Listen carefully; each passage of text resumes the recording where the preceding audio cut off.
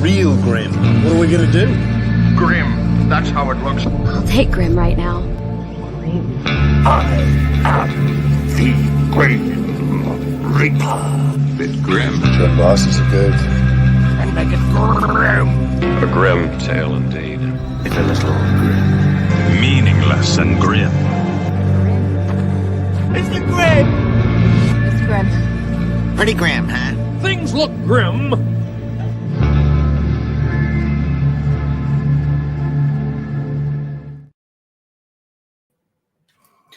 Hello, everyone.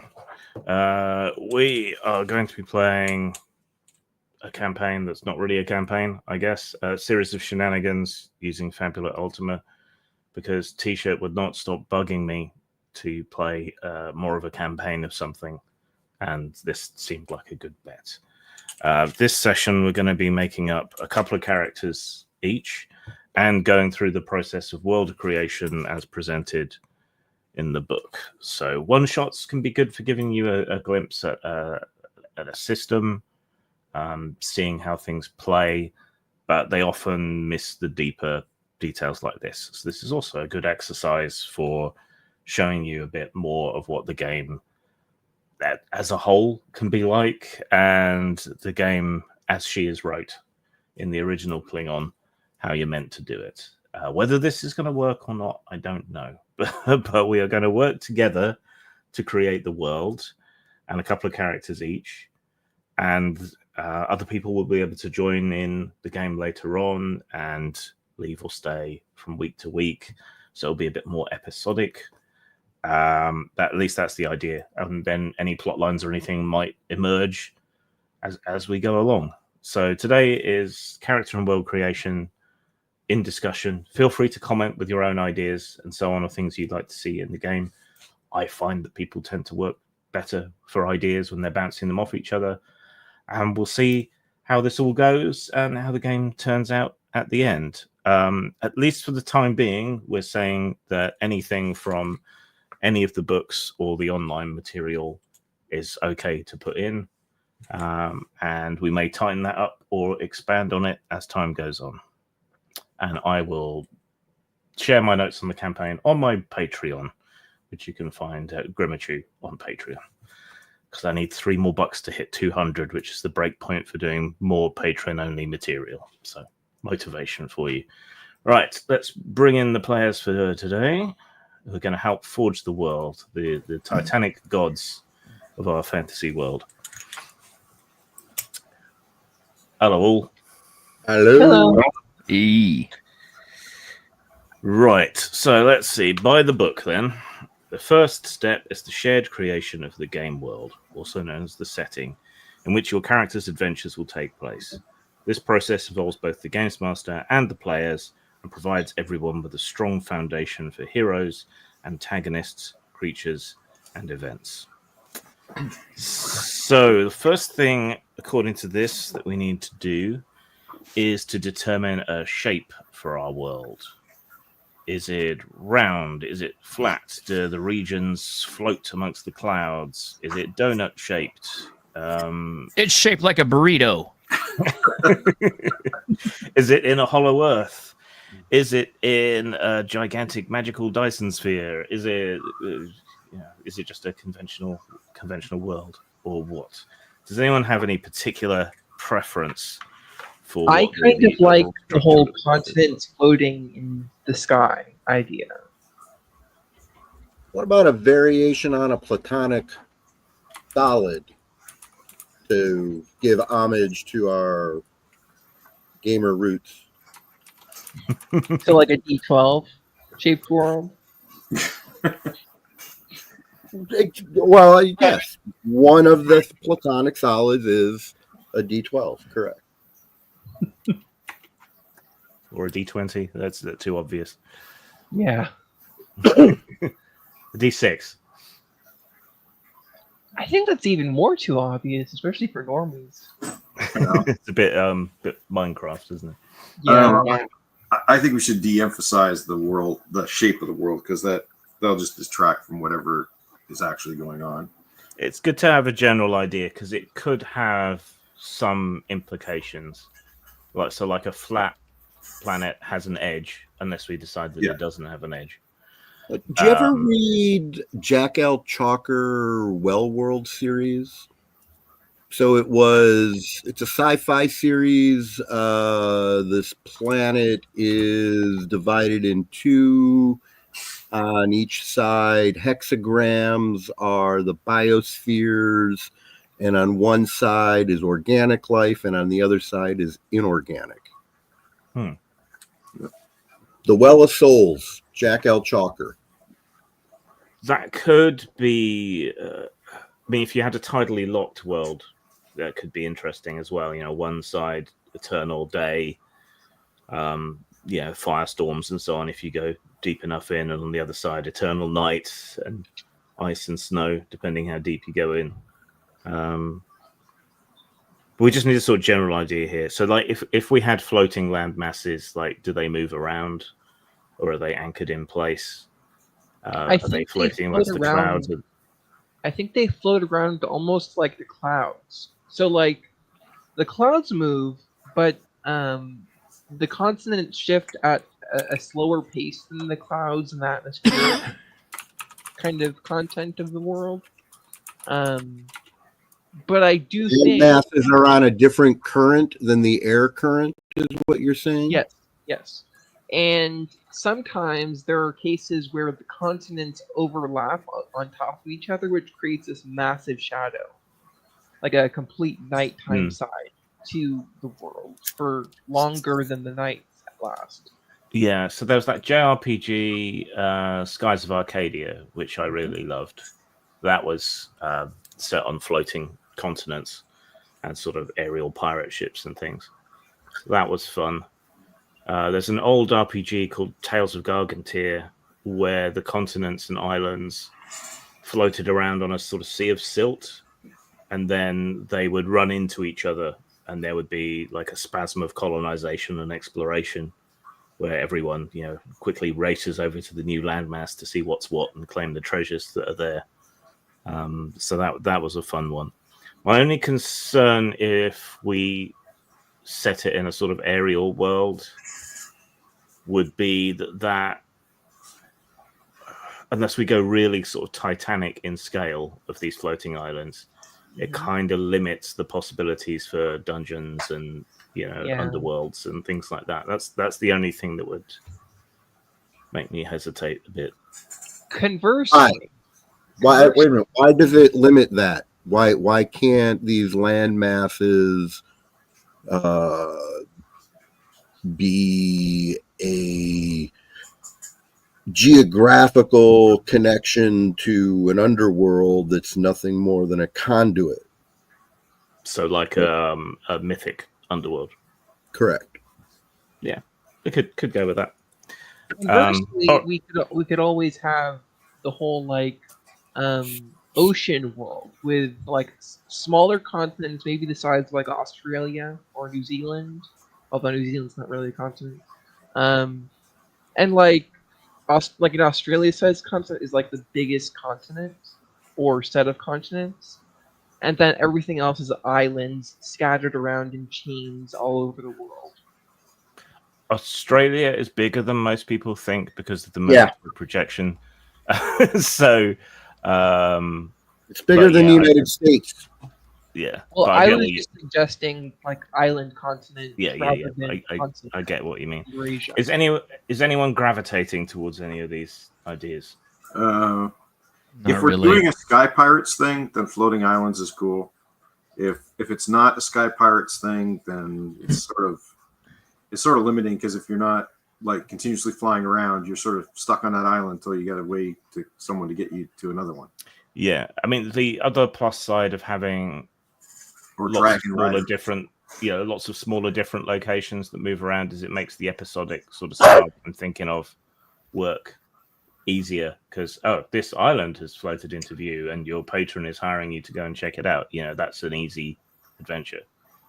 Would you drop onto one of the floating continents as it overlaps, maybe? Yeah. Cool. That'd be a way to get us onto the other worlds too.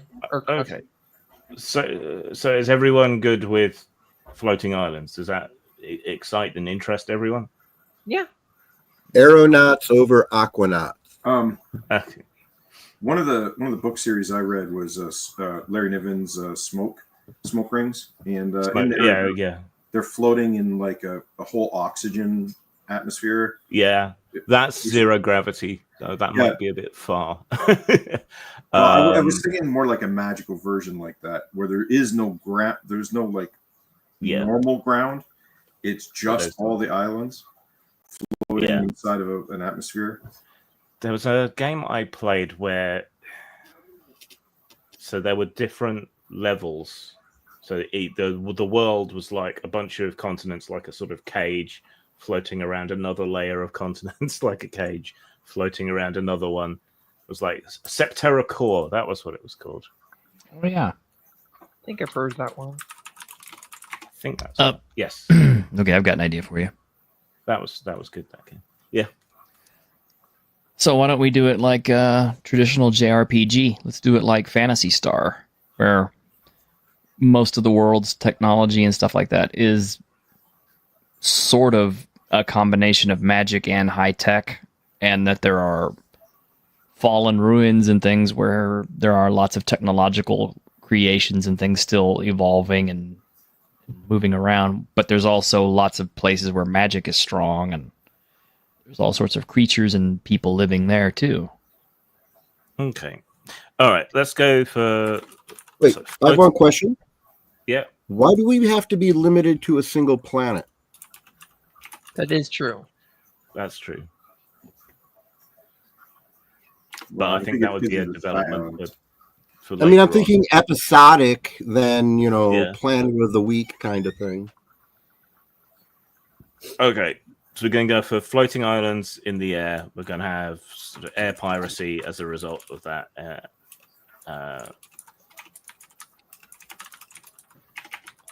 And these islands are not all on the same level. And islands have their own up and down. For the sake of characters or players coming and going, it'd be kind of neat if we were all on a pirate ship where like the ship was more than just these 4 characters. There might be 40 crew on the ship. And if someone, new sends up to play, well, he's, this guy who's on the ship, or he's that guy who's on the ship. One of your characters die, well, you make a new character who's already on the ship.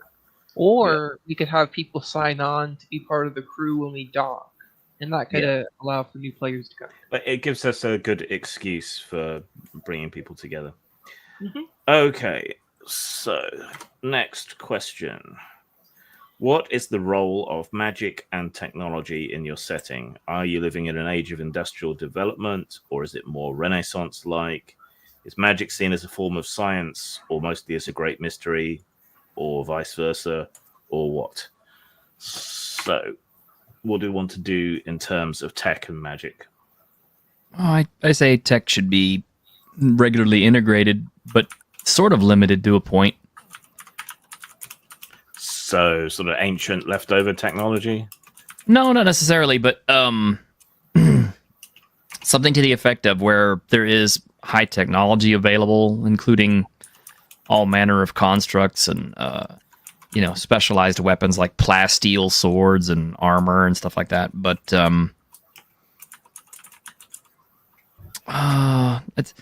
it's kind of hard to explain it. But if you've ever played the old Phantasy Star series, it just kind of worked together. I mean, it's like it was still kind of a medieval-ish sort of setting because everybody was using swords and stuff for the most part, or guns. But it still felt medieval despite that, because it was an adventuring type thing.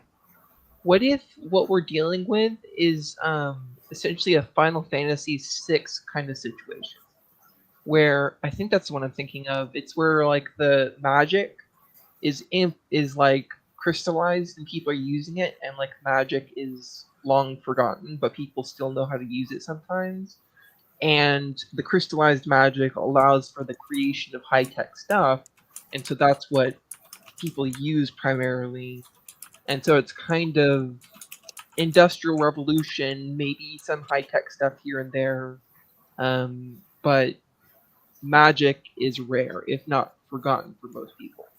Well, I mean, it's like even Phantasy Star 7. I mean, I'm sorry, Final Fantasy 7 still had lots of high tech, and it still had plenty of magic too. So it all worked together. I don't It was know. only it was only really high tech in Midgard. Everywhere else was a bit lower tech. I don't know. It just seems like we're talking about sort of the Rifts idea where there's magic and there's tech and they work together, and neither one is unheard of, but yet they're not abundant anywhere. Mm-hmm. I want to be able to make shit and blow shit up. Yeah, that seems to make the most sense, right? So that the common people aren't like toting around cannons everywhere. But if one of the characters or a big NPC has some uber gun or some, mastery of magic, it's still not out of place. Yeah. Okay, so magic and high tech, relatively speaking. like are controlled by some esoteric cults. Each one so there's a tension between the cults of magic and the cults of technology. Or what if the cult of magic is implemented with the cult of technology, and they've created like this globe-spanning religion of sorts, dedicated to some ancient forebears on the planet or on the world that we're on, and they were responsible for all kinds of stuff. Yeah.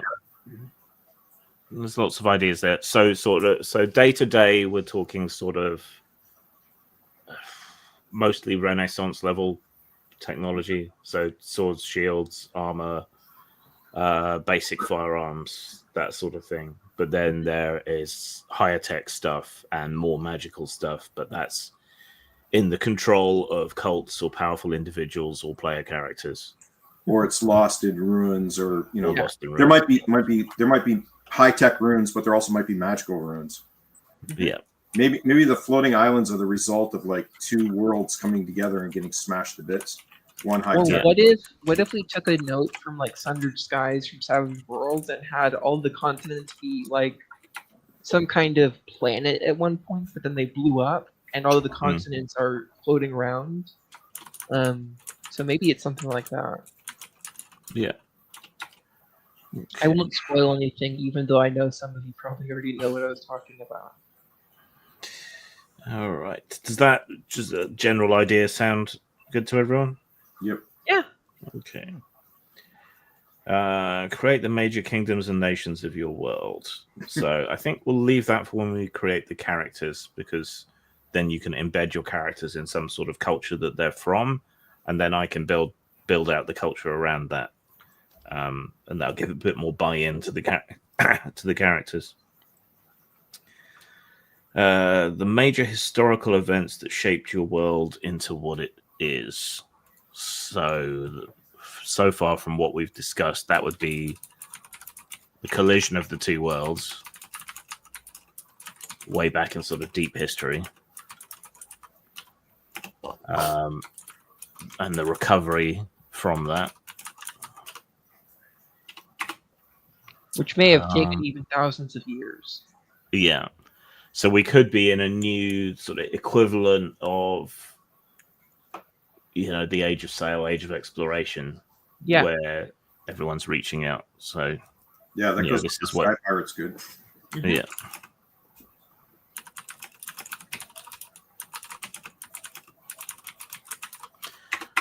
Okay. Other stuff we can build up as we go along for that. Each person at the table should contribute at least one important event that dramatically altered or shifted the history of your setting. So my contribution is that this is now the age of exploration and discovery. So if you have any ideas, now is the time to pitch them. What if there was like some kind of ancient world-spanning empire that is responsible for one or more facets of everyday life in the world, but they collapsed, and maybe they collapsed due to, among other things, the two worlds colliding together? That actually fits my character idea real well. Oh, cool. So an ancient world-spanning empire that collapsed / caused the cataclysm. Mm-hmm. Okay. T-shirt, do you have a idea for history or big events in the past of the world? Well, yeah, I mean, basically, he's already pretty much said it. I mean, I'm always a big fan of the, there was once a great civilization that was just beyond imagination with wonders that you can't understand or comprehend, but through whatever catastrophe, it was all lost and everybody forgot about it, and now the ruins are still available, but they're dangerous and bad things come from them, and just that sort of thing. Because it's great. I mean, it's just perfect. It's almost post-apocalyptic in a way. Okay, we have that covered. Do you want to add anything else to that? I mean, like what specifically? Like another historical period or event or something that shifted the fate of the world. I have an example, and maybe that'll help with other folks to move forward. So after the collision of worlds, the technological world had always depended upon various automatons that made life better, that took care of those fundamentals. And after the collision, there was a rebellion. The automatons had acquired a degree of independence and sentience, having had the exposure to the magic, and there was a internal civil war among the tech communities against their automatons. Yeah, that can be. That's fine. That could be your contribution. So.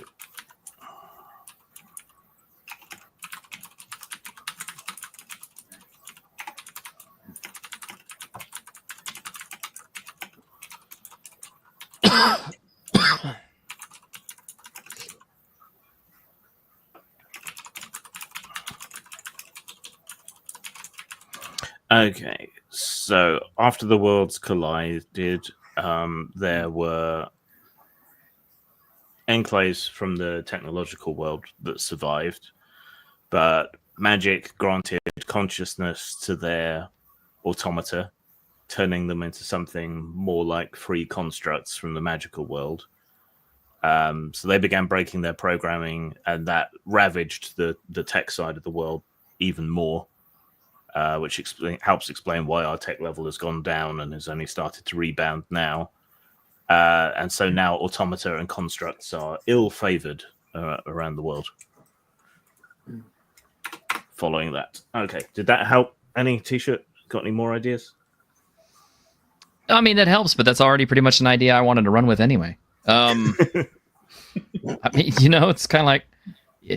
The soup tastes fine, man. There's no reason to keep adding crap to it. Well, I think that's what we're supposed to do, each one of us.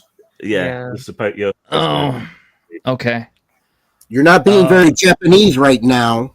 Oh, okay. You want me to be very Japanese? All right. Yeah. So conform. Okay. So here's the other part of it.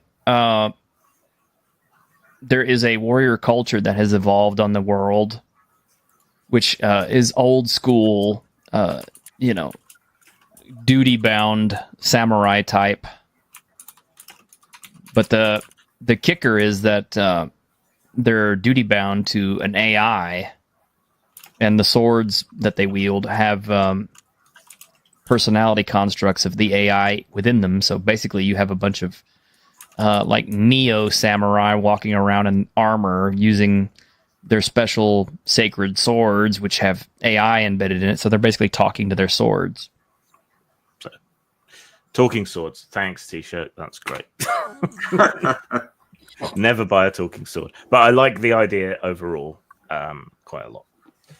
All right. So, Mal, your turn to contribute something. Everything else has been for the tech side. So for the fantasy side, when the worlds collide, before the worlds collided, the fantasy world had originally locked away the biggest, baddest creatures it could, things like dragons and griffins and that sort of thing, in diamond cages and just push them underground for some time when they'd be needed in the future.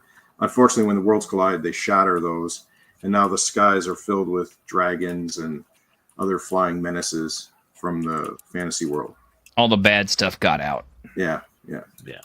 They basically tried to lock the bad shit away, and then that was fine until their world got shattered. Yeah.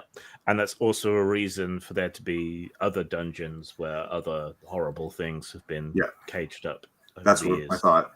And there's probably still other of those crystal cages still there, still locked away, which you could, find and maybe tame that creature, or, it could get released and destroy a town or something.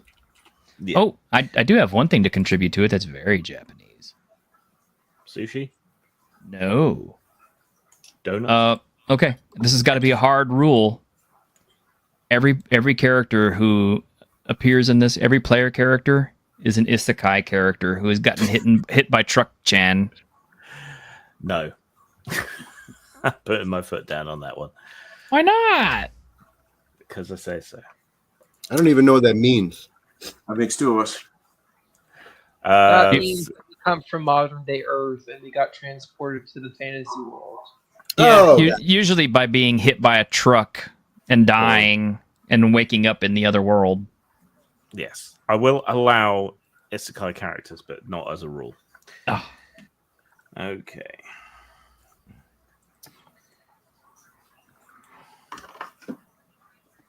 Actually, I think that might be why my character can't remember anything. Truck-kun has struck again. Okay, so we'll leave the kingdoms and nations until we create the characters, and then we can create that as a sort of background to them. Okay, what are the major enigmas and mysteries of the world? The questions left unanswered and the truths that are now indistinguishable from legend. Well, we're going to get some of that from what we've already had. Probably most. So how did the worlds come to collide? It was that empire expanding. Yeah. So we're basically in a third age, because there's the first age is the collision and the stuff that happened before that. The second age is this empire that was world spanning before it collapsed, and now we're in the third age. Yeah.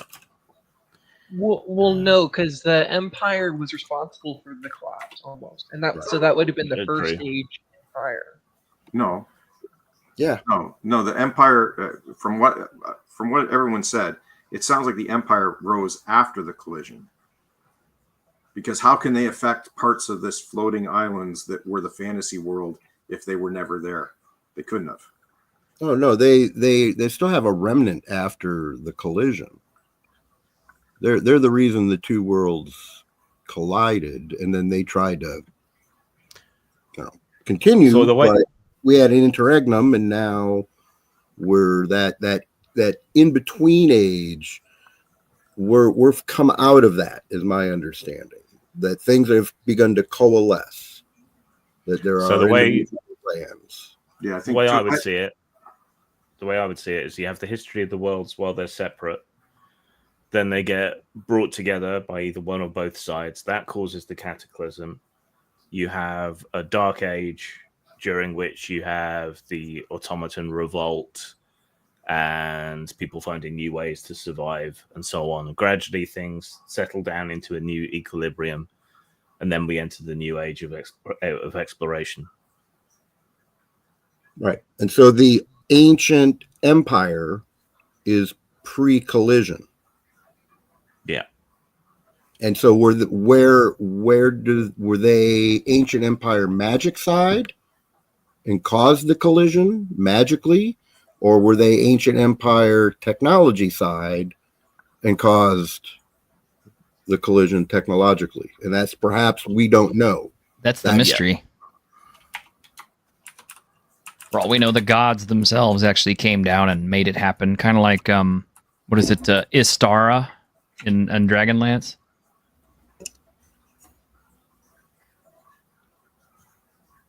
Ooh, I get that right? Okay, so that all sounds good. Are there any other mysteries other than the ones that emerged from what we've already said? Are there gods? Yeah, what he said. Go for that. Okay. I'll add something else. You can take his. Well, people clearly believe that there are gods, so we shall see. Okay. Any other mysteries anyone wants to add? How many licks does it take to get to the center of a Tootsie Pop? What if there's like this legend of some kind of like ancient like computer, almost like Deep Thought from Hitchhiker's Guide, that is computing some kind of question or answer to a question that was written down like aeons ago, and somewhere in the skies it's still there, and it can like come up with some kind of answer to any number of questions that are important to the people at the time. Anyone else?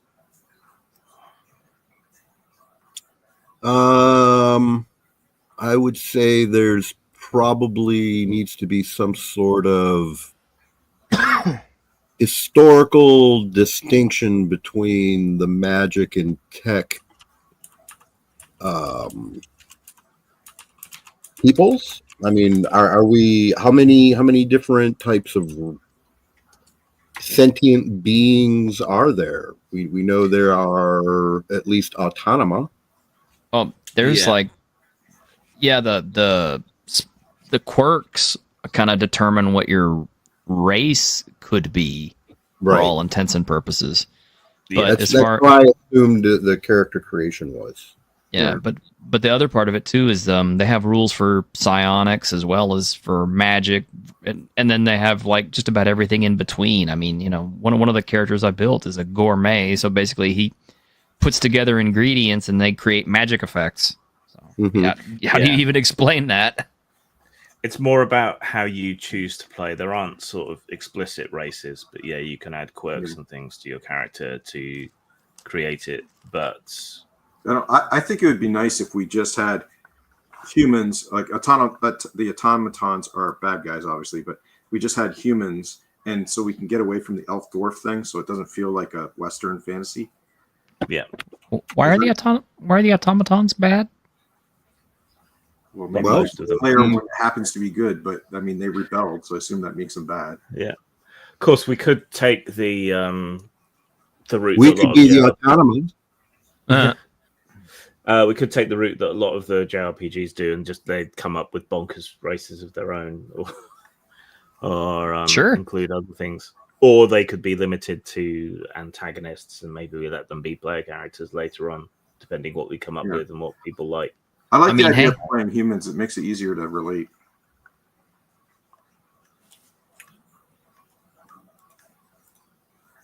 I didn't mean to step over their t-shirt. Well, I mean, you know, I play a human every single day of my life. When I play my role-playing game, there's always something better to play. Yeah, that's a problem, though. I like playing people. Well, that's up to you then. I mean, you know, if that's what you want to do. Well, yeah, but I mean, if the whole world is fantasy, I mean, if the whole world is crazy races, then that's what it ends up being. Yeah. Yeah, I makes kind of more like sense. That it's this mashup. So let's say, you know, you had on the fantasy side, we look instead of the normal Western tropes and stick very much to the Eastern. Look at what are common fantasy races in Japan and China and, you know, the Pacific Islands. And then we can come up with, you know, some basic guidelines for the tech side, similar to, you know, saying, okay, these are alien traits, like in Machinations, Alien Creation. What if there are like human type species in the world, but a lot of them boil down to small genetic differences, but primarily visibly you can see like different color, like rainbow colored kind of skin tones. Oh, let's not do the rainbow thing. Well, not rain. I mean, like individual Yeah. colors for each of them. Well, let's say you can have unusually colored natural hair, eyes, skin tone, Okay. things like that, right? But you're still human. Or you Okay. can have minor animal traits, but effectively you're still human. And we're saying no elves, no dwarves, no standard fantasy races, like no halflings, nothing like that. But Yeah, that's exactly the part I want to get rid of. yeah, but we can have other weird things, like in Crystal Chronicles, there were those weird little sort of ladybird people. In Korea, instead of goblins, they have something called a dobeki. You know, you have the various plays in Japanese on, the fox creature, a rabbit, the Kappas. kappas, So we right? so no elves, dwarves, no standard fantasy races. If you want to play something else, we'll think about it.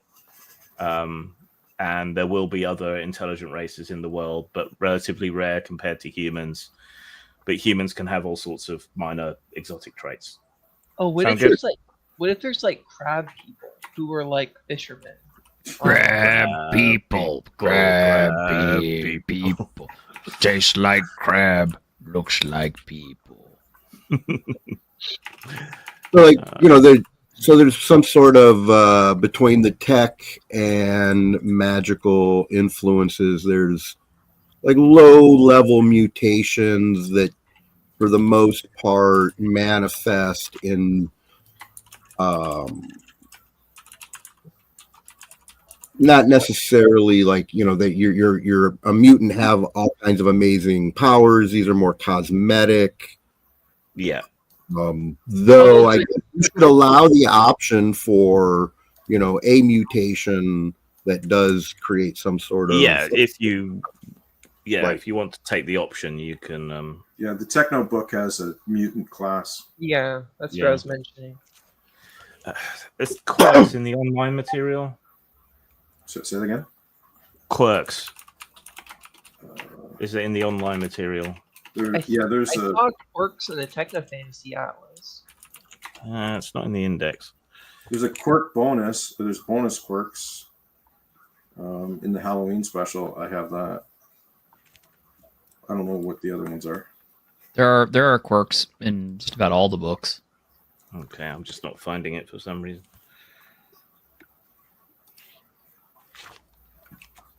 I'll probably find a page reference at some point when we do character creation. Then I can have a look at it. Well, must be one steps, right? Yeah. Okay, so souls. Everything living and unliving is connected by the stream of souls. Some worlds might feature machinery fueled by soul energy, while another setting, spiritual corruption, might give birth to monstrous creatures. What do people know about souls in your world and their role in it? I imagine it'll be limited to those classes that use it as a power source, because there's a bunch of stuff I saw for soul, this and that, in the various classes when I was looking through. Other than that, I think it would just be the same way we think about a soul. Yeah, it's that thing that people have that makes us different than animals, but can you explain it? No, not really. Yeah, I get the impression in these books that they view like the stream of souls is a bit more like the Force in a way. So it's a general sort of suffusing energy. Okay, so only the classes that really dick around with magic really know anything about the souls. Let's keep things. Maybe the cult to magic and technology hold knowledge of that, but they won't share it with anyone. Yeah. And let's keep things with that kind of generic Asian flavor by having sort of ancestor reverence, because that's a really common trait across Asia, and we can have that as a sort of folk belief underlying the religions and cults. Okay.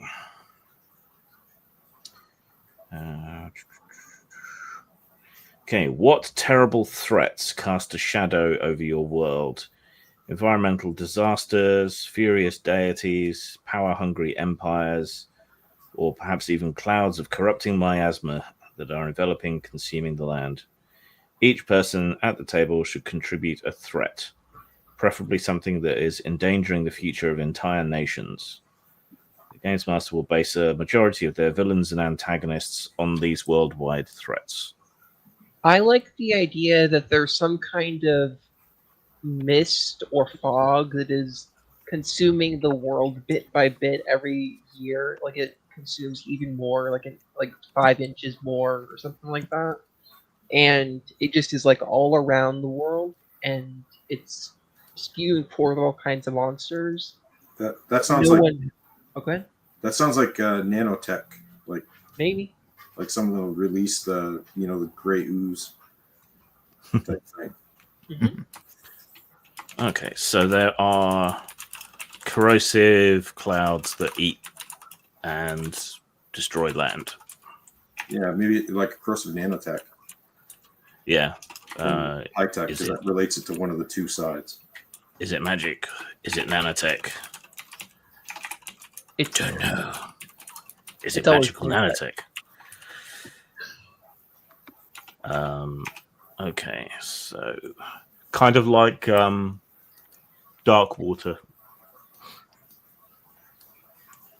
I suppose I've never seen that, but I remember you talking about it in the video. Yeah. But in Pirates of Dark Water, there is this black water that's slowly spreading, and it seems to have a sort of quasi-malevolent intelligence, and it's gradually swallowing up the islands and attacking ships and things like that. So in our instance, we have these corrosive clouds that are spreading and devastating the land here and there. Mm-hmm. Okay, so that's your contribution. T-shirt, what's a threat that you want to add?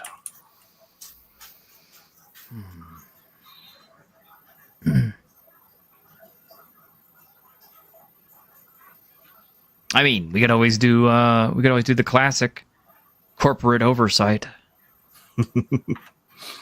But this is fantasy, right? Yeah. That doesn't mean corporations didn't exist back then. Remember, part of the breakdown of the monarchy was the fact that the merchant classes in the medieval Europe got so strong and so wealthy that they were literally able to buy armies and influence the nobility to go whichever direction they wanted to, which eerily sounds a little familiar to today, doesn't it?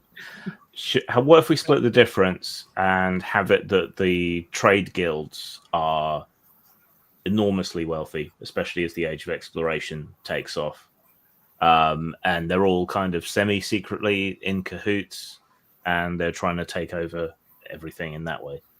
That flavors it, right? Yeah. Like the East India Company on steroids, basically, or like all the corporations in Fallout. Yeah. We're just going to engineer a nuclear war. Okay. Edward, any ideas for a big threat? Yeah. I like this creating an alchemical singularity event, that the synthesis of magical and the technological principles from the Autonoma will create some kind of pseudo life that's able to replicate, and as it gets more and more powerful, eventually it'll be able to rewrite the rules of reality itself. Okay. So Magitech singularity from the combination of both. Correct. Okay. Cool. That sounds horrible. Mel? I'd go with T-shirts, AI samurai, with the AI that formed the samurai is actually a shogunate, Miyazaki shogunate that wants to bring everything under his control, and all the samurai are his samurai. Like the Dark Empire, basically. Yeah. So really, with an AI sword that that is not someone you want to fight. Yeah, so really expansionist Japan, like at its worst in some ways, like the invasion of Nigeria, and okay, that sounds good to me. Now I get to add a threat. Well, we already have the implied threat of the monsters from the prison dungeons.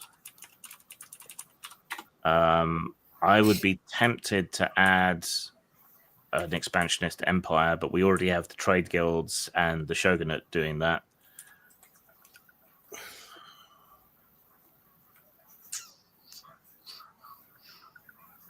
Okay, I'm going to add a secret threat.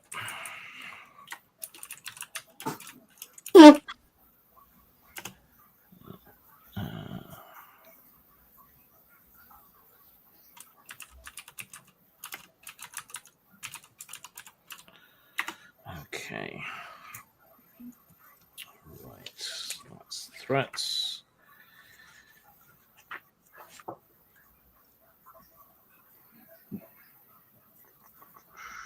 All right, so we're on to character creation. They suggest you make a group concept. So, what we're thinking: a band of pirates, or mercenaries, or merchant adventurers, or I like merchant adventurers. That kind of fits my Uncle Roger character. It sounds more legitimate, doesn't it? Well, I mean, we're still going to be sky pirates, right? Like on a ship. I mean, Yeah, it's just you call yourselves. Well, we just call ourselves respectable businessmen who happen to be in the sanitation industry. Yeah. That's what all pirates do. They are respectable seagoers. We is operating under legitimate authority of the people invested in our company. Yeah. Look at my charter. Look at it. See the size of my charter. Okay, character creation then. Grab some blank character sheets. Well, you have PDFs. We're going to make 2 characters each to help round things out. And so you've got backups if someone dies, so that I don't feel reticent to slaughter you like the pigs that you are. Okay, so step 1, create your character's identity, a short sentence that briefly summarizes how they see themselves at the moment. Feel free to share with the class. All right, let me think. Warrior mage. Amnesiac warrior mage. That's one character. What's your second character going to be? My second character.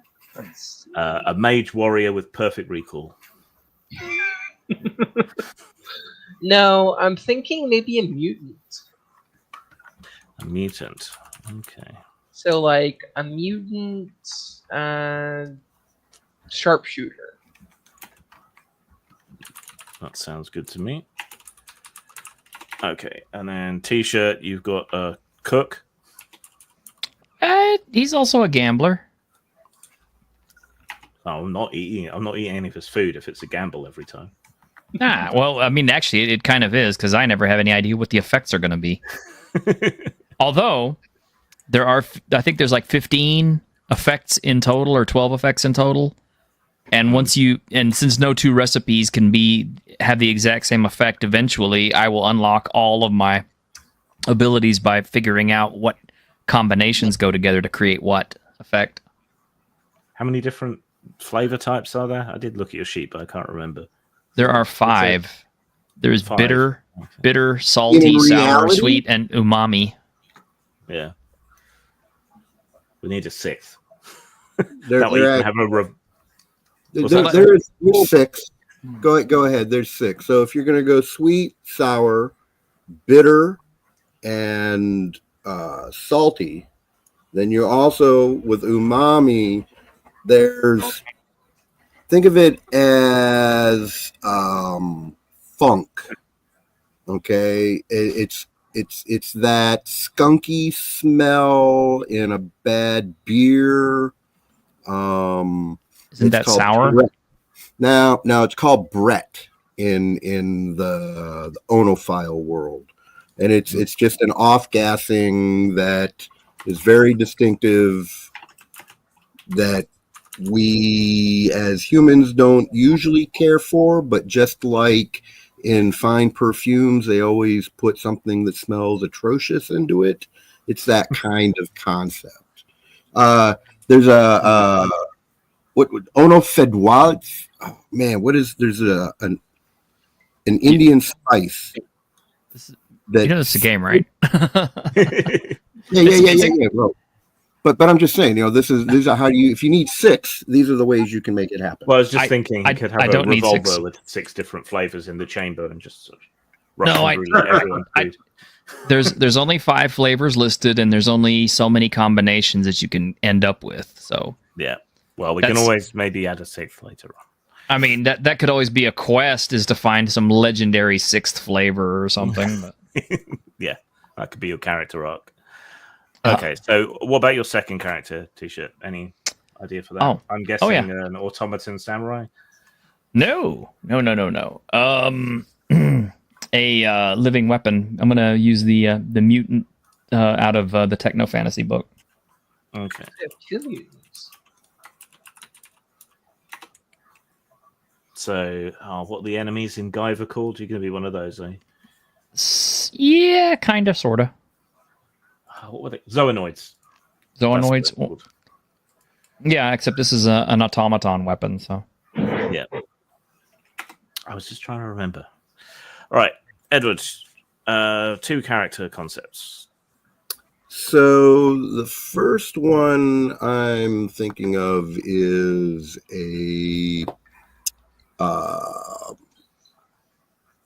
someone who is blowing things up, building things that go boom, into espionage and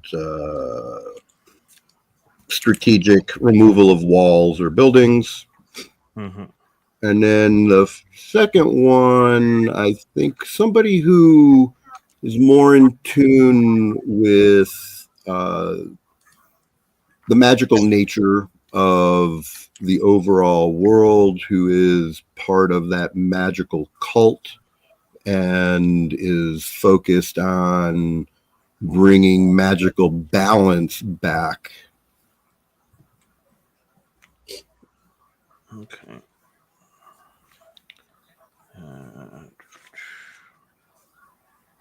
Found the quirks when I wasn't looking for them. So new classes. Is it Esper Mutant?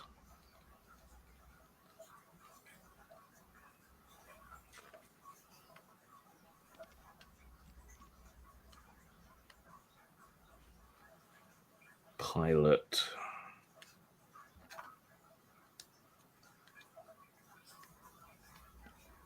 Okay, so there's not actually many classes in the Techno Fantasy section. High Fantasy.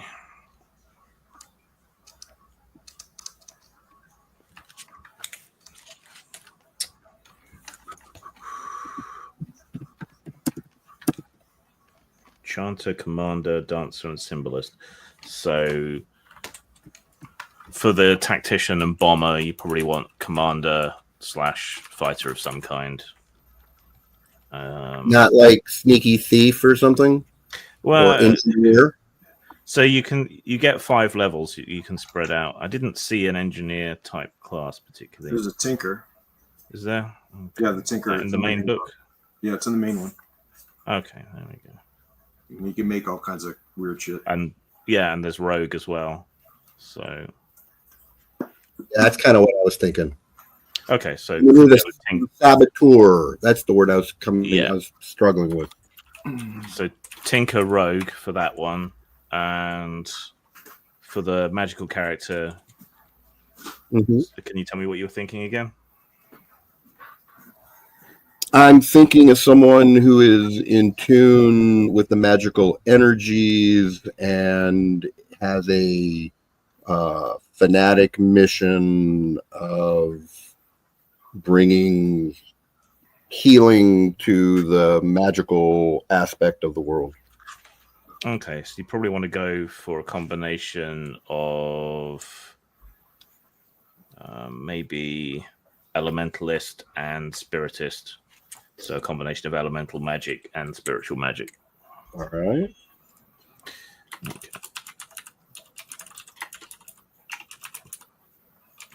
And Mal, what are you thinking?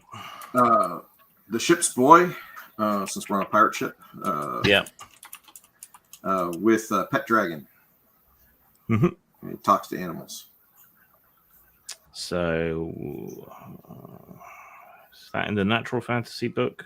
Yeah, well, at least two I'm thinking of was Chimerist and Wayfarer, because Chimerist lets you talk to the animals and Wayfarer lets you have a pet. Yeah. I don't know I don't know the mechanics of it yet, but I just read that those were.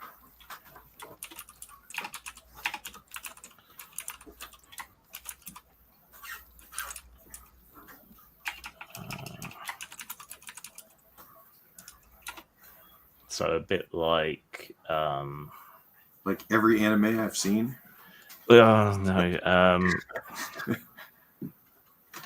It depends on the anime. Like Ash and all that kind of crap. Oh, well, I mean, those are okay, but I kind of like the ones with tentacles. I was thinking more like Flinks and Pip in Alan Dean Foster's books. So, anyway. Clearly, I'm the only one who knows them. Never mind. And for the second character? Pilot of an ancient power armor. So the kid found one of those, before the world was destroyed power armors, or the character did. Yeah, so that would be pilot. Pilot and probably the Guardian, I think it is, the one that uses armor. Yeah. Probably, I don't know. But pilot in something.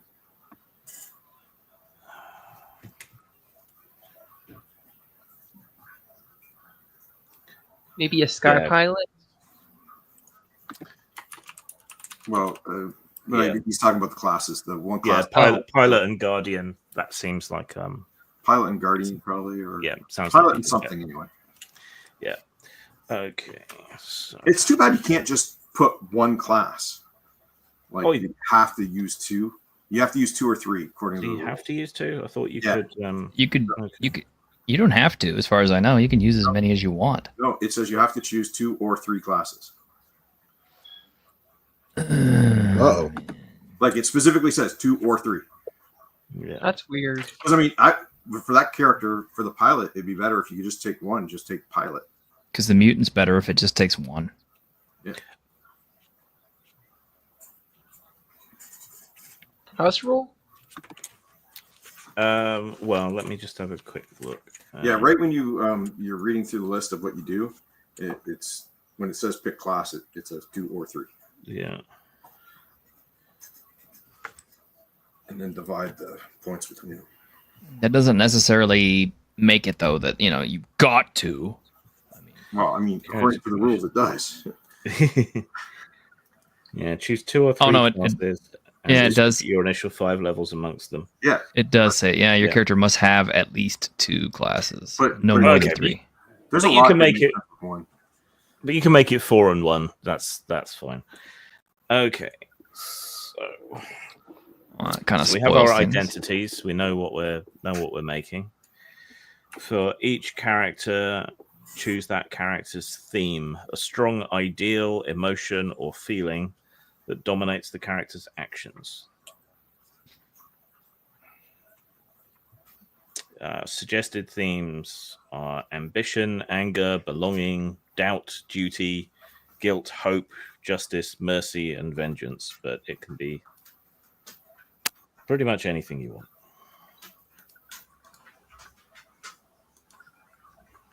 Oh, I already know what their ambitions are, or what their themes are, because obviously the noodle maker and gambler is ambition. And the other character is hope. So that was easy. Just fill that in on your character sheets. You can tell people or not. Entirely up to you this time around. Just let me know when you're done. Okay.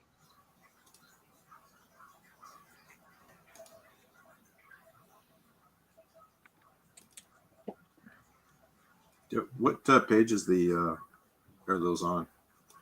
It is on page 158 of the core book.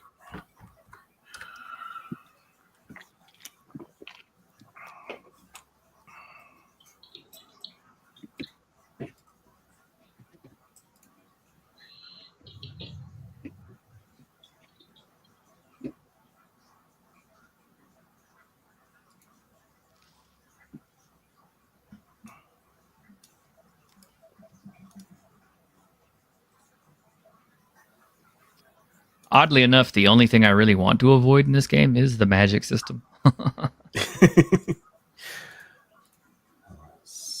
Yeah, so once you choose your theme, you also need to tie it to something like it's your ambition to become the best chef in the world,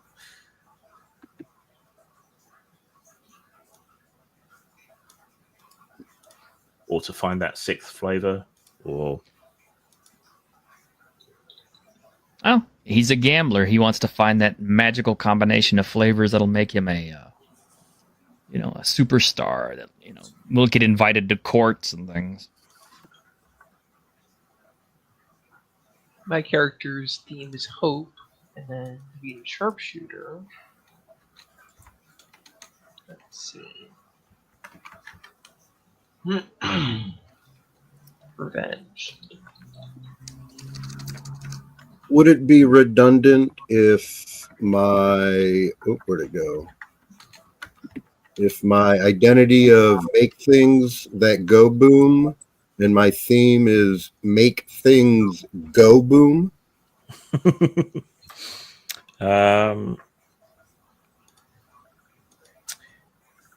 So it needs to be linked to an emotion or something. Does he like to destroy things because he's angry, or It's fun? Because it's fun? Yeah, you can have sort of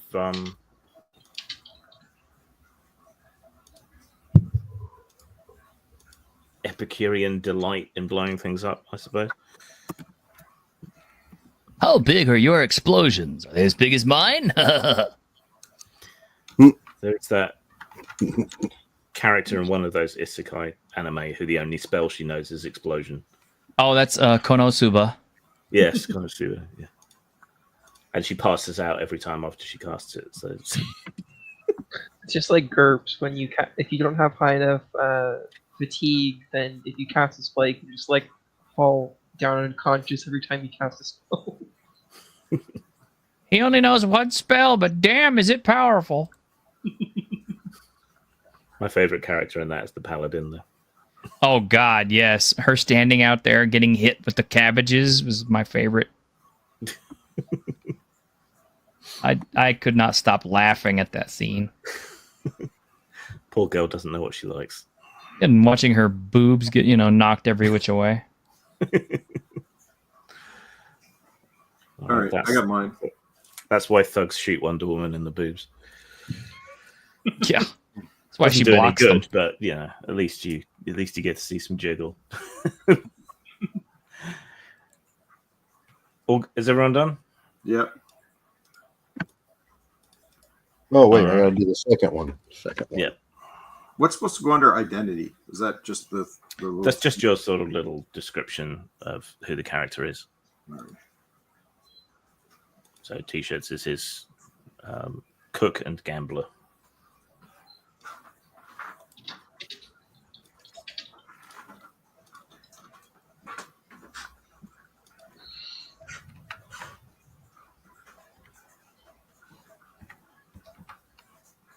Okay.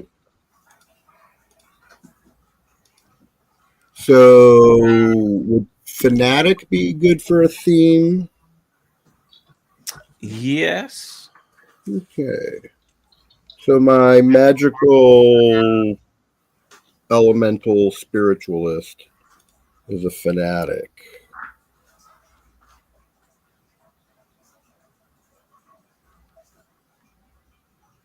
So everything for the final goal.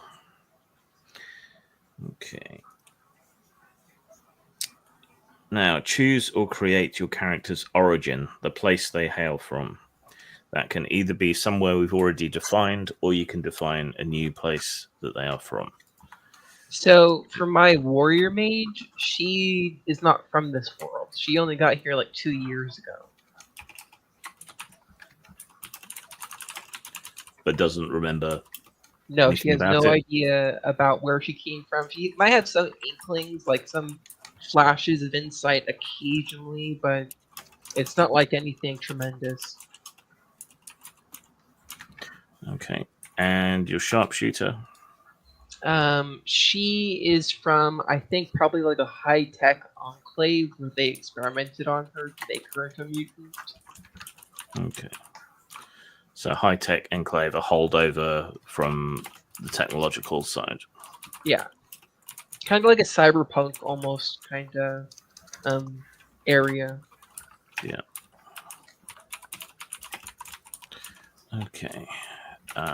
T-shirt, where is your cook/gambler from?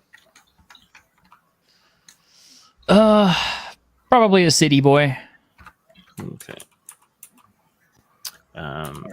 From any of the nations or anything we've already come up with, or from something different? Hang on a sec. Ironcaster's bugging me.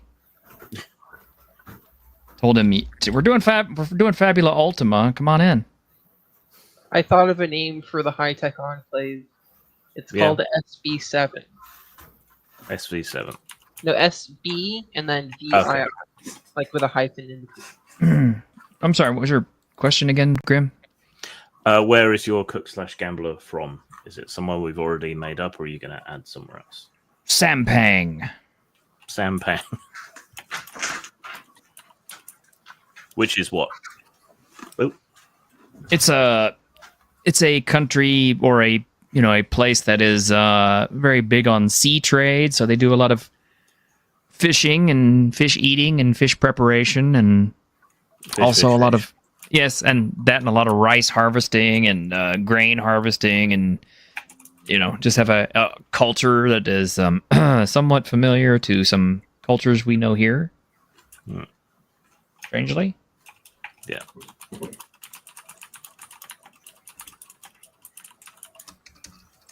Are you going to join us then, Caster?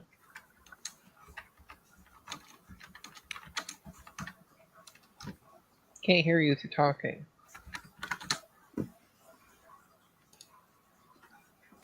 Why has he got Vampire Hunter D on his character? I need a new avatar for this. But we're not even playing yet. We're creating characters. I get Nightcrawler.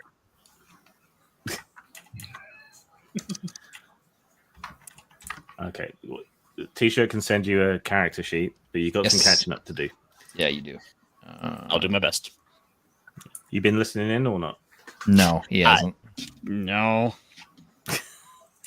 I am so sorry, guys. It's been all kinds of hectic for me. It's all good. I'll catch you up. Okay, shame your ancestors. We're creating the world and the characters. You missed the world creation stuff, but basically, way back in the midst of time, a world of magic and a world of technology collided and all blew up. Big cataclysm, floating islands left behind, mix of lowish tech, lowish magic, and artifacts and so on from behind. All these floating islands.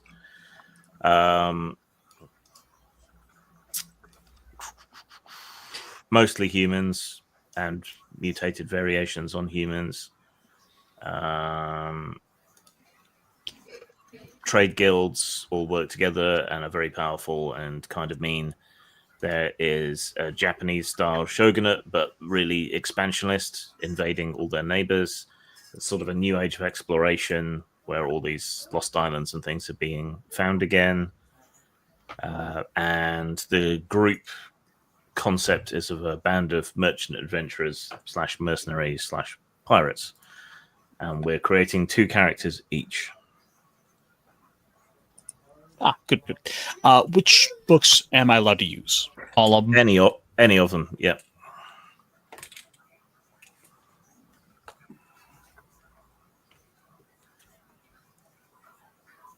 So I need you to quickly come up with 2 character concepts.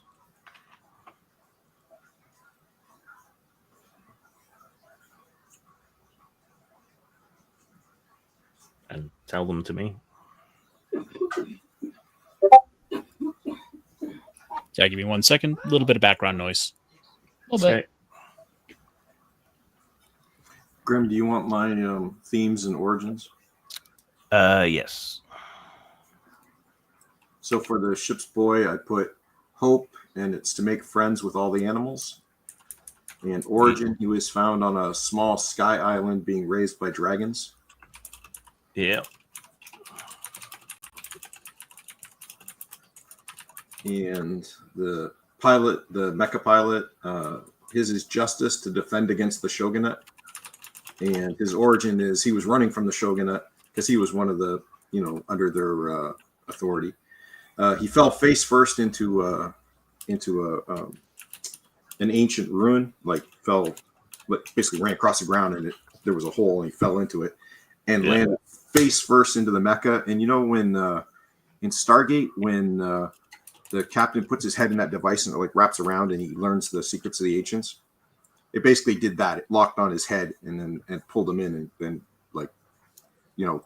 merged with him, took control. Yeah. I hate it when things merge with me. Yeah. I've got in mind a ship's navigator elf. Oh, No No elves. elves. Oh, Eastern Asian tropes only. No Western Elf European demi-humans. Be a capybara person. can I be a Or cat girl? a cat, or Can you be a what, sorry? Can I be a cat girl? You can be a cat girl if you want, yes. That'll do. Okay. So classes, that's going to be pilot and... Pilot and guardian, probably, or just pilot. Are you talking me or him? him. So, Sorry, 2 of us with the pilot. yeah, so pilot. Well, the pilot means that you have a mecha or something, not really a navigator. No, I'm going more for ship's helm navigator. Yeah. So I was thinking that might be a good way to generate your ship. Because pilots get a vehicle, don't they? Yep. But it's only 3. There's only 3 types, and they're all small stuff. Oh. Yeah. That's why it fits a mecha pilot, but it doesn't really fit a ship's pilot. Yeah. Wait a minute. I know what you're doing. You're wanting to be Sid. I have no what you're talking about. Might be a cabot from Oh, yes, Tokyo. habits. Awesome. Yeah. Oh, speaking of which, I don't know if it matters to anybody, but it kind of mattered to me. But because I couldn't really find anything that really fit my noodle maker, I went ahead and took the Quirk Traveling Workshop. So literally, he drives a food truck. But it's got a capacity for 6 passengers. What if, as long as, or as well as us raiding different ships, we also sell food to people? Well, Your I mean, food that's what truck would have to be like that one from Fifth Element, where it flies. Noodles. Yeah. Okay, so it's a flying food truck. You just see where in the ship it's tied to the back with a line. Yeah, basically, it's just towed. Tying the ship as you go. Well, what's cool about it is the fact that it is a quirk, but it's called Traveling Workshop, and it says if a project requires a special ingredient or material, because every delicacy that I make is a project. If it requires a special ingredient or material, you may spend 1 Fabula point to suddenly stumble upon something similar in your workshop. So in other words, it's kind of like, I need this last bit of flavor for this dish. And it's like, oh, hey, this engine grease over here might work. Or your larder, your traveling kitchen. Yeah, very interesting. Yeah. The only thing is, in order to do that, I had to also give this thing a terrible flaw. So the terrible flaw that this thing has is it's garish and easily recognized. So it's like this bright orange, crazy, octopus-looking noodles, things hanging off of it and everything else. And that makes sense. Yeah. Because it has to advertise. It's got to be a brand. Yeah, exactly. It's like, and this was by design. I figured it's like, when he's flying up into town, he wants people to know he's there. I think the other character should be a bit of a wandering bard, entertainer, dancer. Ship's lore? Oh. More or less. Well, and maybe not so many words. Okay, so ship's navigator is going to be a pilot / what else? So you have to pick at least 2 classes.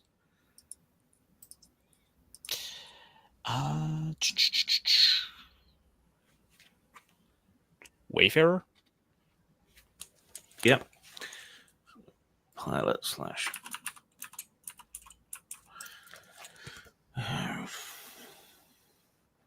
one sec.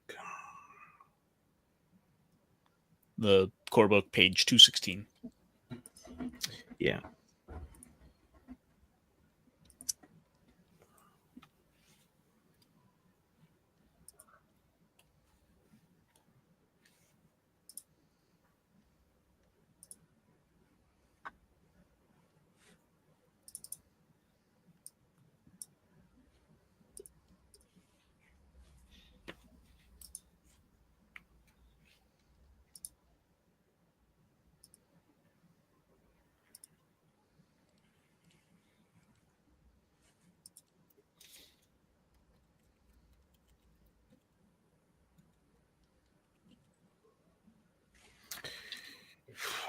We'll figure out the ship thing when we get to it. Because that looks a little bit complicated. So the second character was bard / dancer. Mm-hmm. Okay. Right. Then you need to choose a theme for each of those characters. So it's a strong ideal, emotion, or feeling that dominates that character's actions and guides them. And please don't say sex. Oh, that's far too simple. No, the Wanderlust would seem to be the more fascinating, the more interesting wonder. I think always wanting to see what's over the next horizon, wanting to see what the next group of people might find for the our wandering minstrel. Yeah. Emphasis on the lust. And for the navigator, then.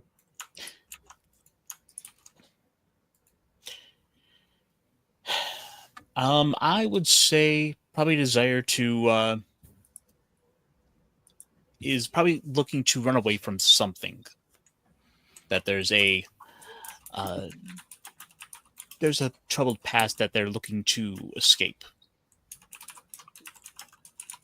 An arranged marriage. Oh, we could go with that, absolutely. Yeah. Okay.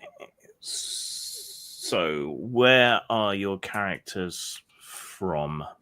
We haven't established that many places yet. We know that there's a Japanese-style empire. We know that there are a bunch of small floating islands that aren't really aligned with anybody or anything. We have T-shirt's character from Sampang, which is sort of half agricultural, half city sort of island, I think. Yeah, it's a sea trading. Yeah. Well, there's also high-tech enclaves like SB7. Yeah, but those aren't sort of general knowledge about them. There's just known that they're out there. So, what kind of culture or place are your characters from?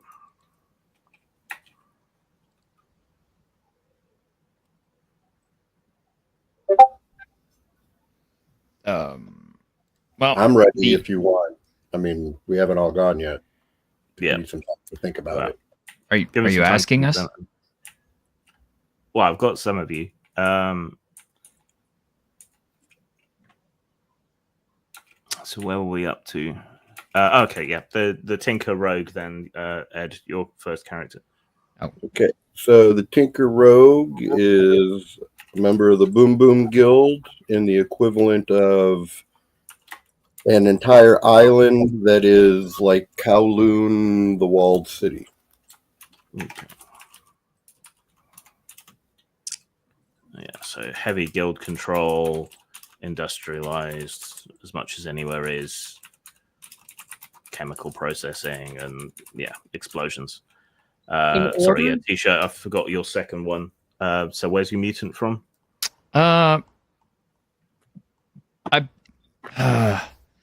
Probably some. Okay, so my vision was that basically this was an experiment that was either abandoned or couldn't be turned on or couldn't be activated when it was made. So workers kind of stumbled on it by accident, while they were digging through some ruins and stuff, and released it, and it basically escaped into civilization, and it's been kind of like hiding amongst people. Okay, so an experiment of the ancients. Yes. Okay. Okay. Cool. Right, Ed, you're elementalist / spiritist. A second, I just had an inspiration. I need what is the five elementalist magicians in Japan?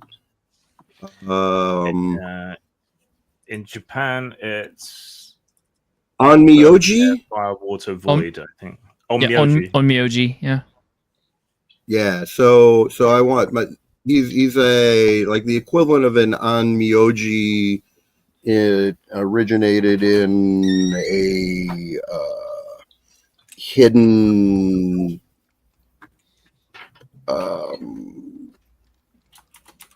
his mentor was hidden high in the mountains and then sent him out into the world to cleanse the magical flow. Okay. Sounds good. Okay. Now, the ship's boy was found on an island, so being raised by dragons, he's a bit feral. We don't necessarily know where he's from. That's kind of the point, I think. And the pilot guardian with the mech, so he was being hunted by the shogunate, so presumably he's from one of their conquered lands, right, Mel? Sorry, I responded, but my mic was off. Yeah, he's from the shogunate, like one of their peasants. Yeah.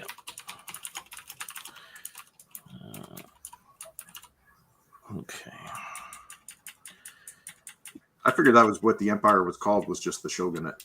Yeah, we'll call it that. Maybe I'll add a descriptor of some kind.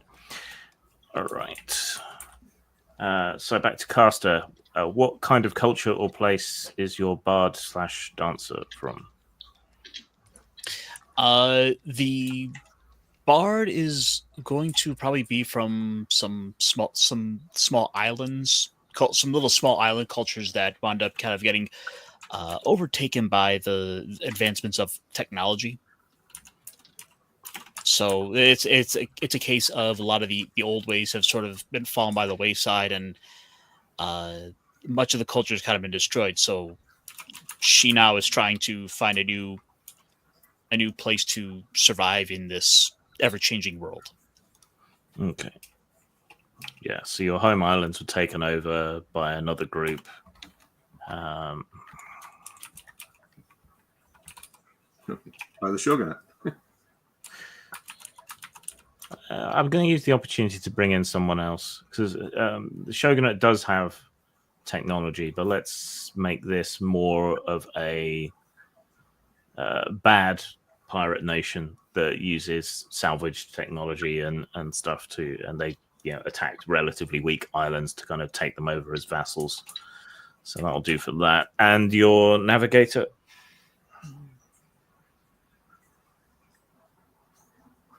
He's muted.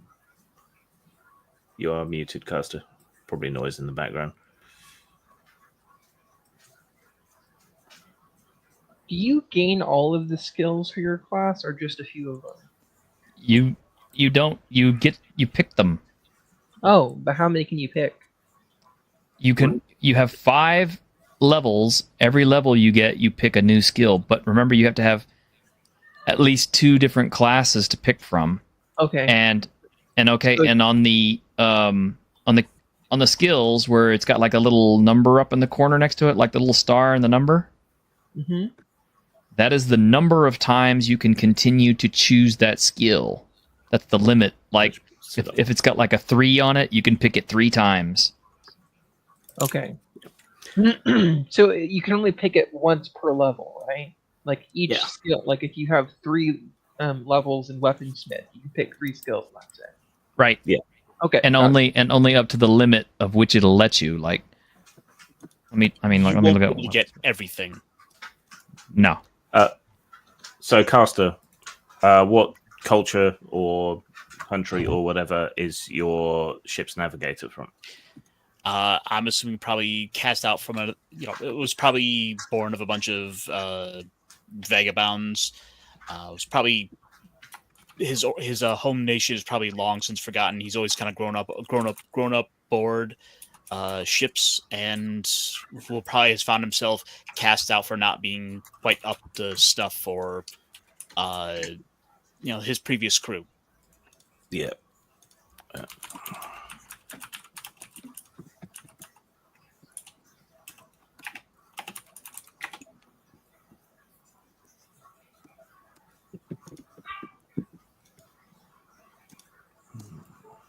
It's a bit like Aquarian, I guess, really. Wandering tribes. Okay. He's more like a Pokemon whose trainer found a slightly better Pidgey. Okay. All right. So now we need to fix your classes and distribute your 5 levels between them.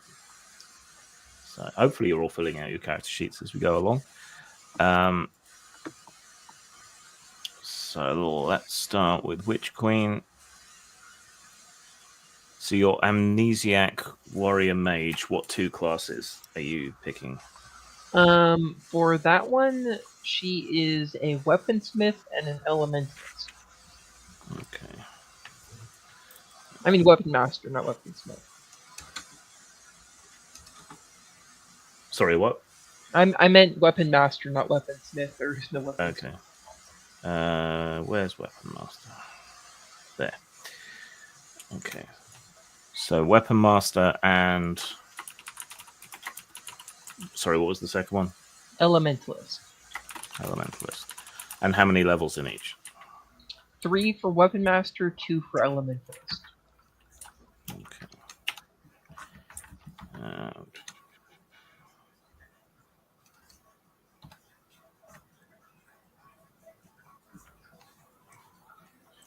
And your mutant sharpshooter? She is 3 levels in mutant and 2 levels in sharpshooter. Okay. Which book's sharpshooter in? Sharpshooter is in the core book. Okay.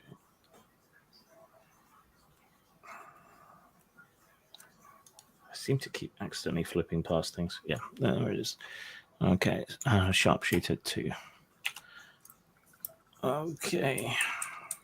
And T-shirt, you've already created your cook. Mm-hmm. And your mutant? It is a mutant. Yeah, mutant chimerist. Okay, and how many levels in each? Let's see. 4 levels in mutant, 1 level in chimerist. Okay. All right. And Edward, you said Tinker Rogue for your explosive specialist. Yeah, I'm guessing that's the technologically minded class. I don't have any of the books, so I'm trusting you. Yeah, you'll have to. So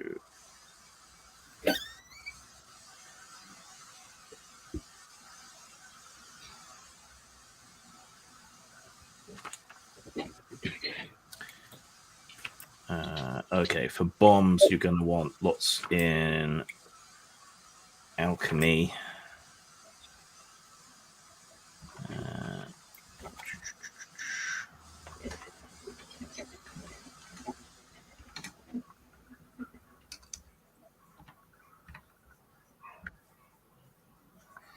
Okay, so you probably want to put 4 in Tinkerer and 1 in Rogue, I think. Okay. Okay. So,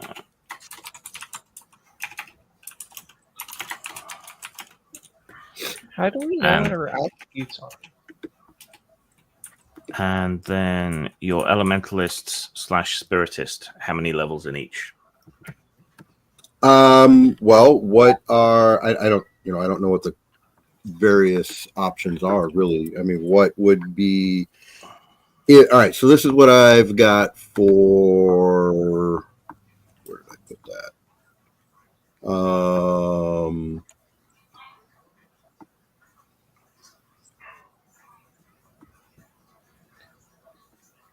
Okay, so Elementalists. The balance is broken. I must restore the harmony between realms.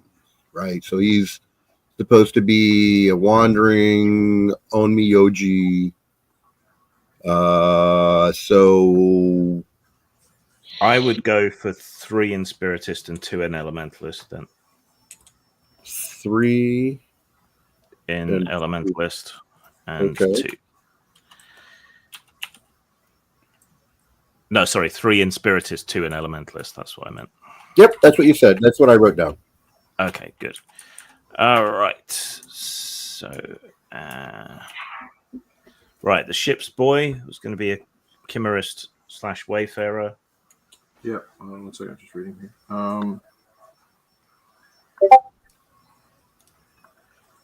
He's got Chimerist 1 and Wayfarer 4. I might pick another class to stick in there for one of his points of Wayfarer, but Wayfarer I took Faithful Companion 4 and then Feral Speak. Chimerist. Yeah. Boom. Okay. And the pilot / Guardian. Yep. So, how many in pilot? So actually, I put I gave him the 3 as well. I gave him Esper, Guardian, and Pilot. Okay. Esper 1, Guardian 1, and Pilot 3 because I thought it made sense because he like mentally contacted the mecha. And then gave him Navigator for his Esper, Dual Shield Bearer for Guardian, and Personal Vehicle ×3 for Pilot. Yeah, makes sense. Okay. Yeah, if you've got the books and you can do stuff for yourself, please go ahead. Right. So, Caster, for your ship's navigator, was Pilot and Wayfarer. The navigator is going to be Wayfarer and Sharpshooter. Okay. Yeah, the idea is they're helping to steer the course, not necessarily pilot the ship themselves. Okay. Okay, so how many in Wayfarer and how many in Sharpshooter?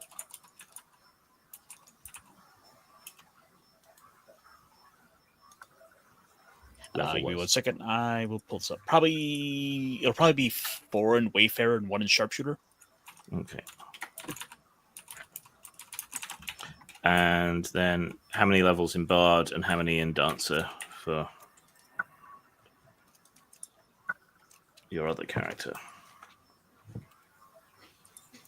It'll probably be 4 in Dancer and 1 in. Let me pull this up.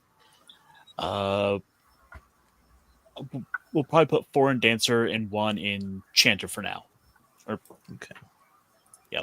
Let me get back to you on that. Let me make sure that was one I did want to go with. Okay.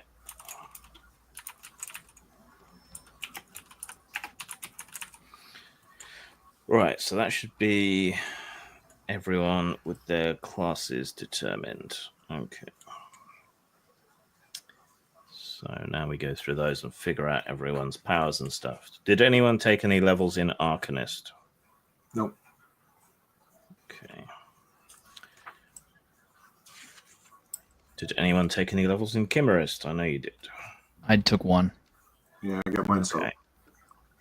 If you're a Chimerist, then you get +5 mind points on top of what's determined later. You may perform rituals whose effects fall within the ritualism discipline.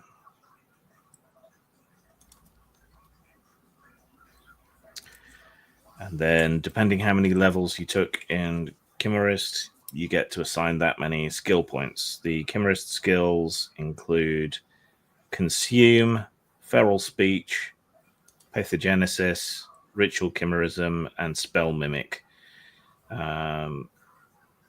Consume allows you to devour part of the soul of creatures that you hurt, thereby regaining mind points.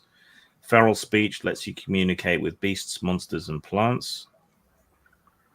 Pathogenesis, if you hurt something with a spell, you can spread poison between them if you hit multiple creatures. Ritual Chimerism lets you perform rituals whose effects fall within the Chimerism discipline. And Spell Mimic. When you see a creature that's a beast, monster, or plant, and it casts a spell, you may immediately choose to learn that spell as a Chimerist spell of your own. If you do, record the species of the creature you learned it from. Yeah, that's the one I've got.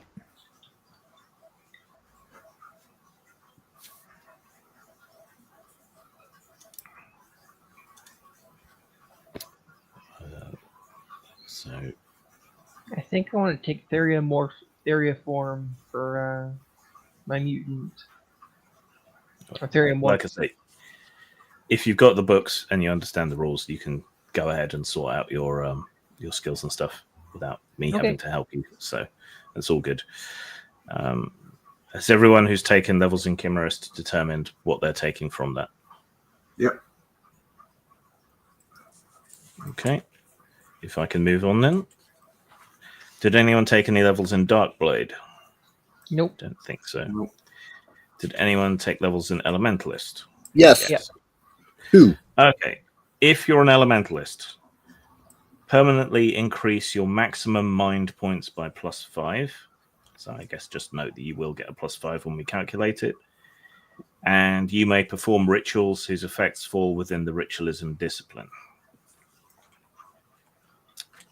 You get a number of skill points, essentially, equal to the number of levels you put into Elementalist. The Elementalist skills are Cataclysm, Elemental Magic, Magical Artillery, Ritual Elementalism, and Spellblade. Cataclysm lets you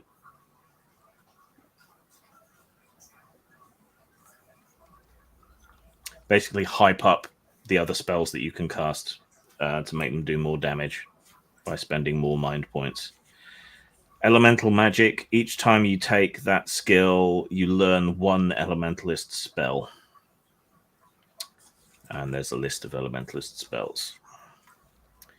Magical Artillery, when you cast an offensive spell, if you have an arcane weapon equipped, you gain a bonus to your magic check. Ritual Elementalism lets you perform rituals whose effects fall within the Elementalism discipline. And Spellblade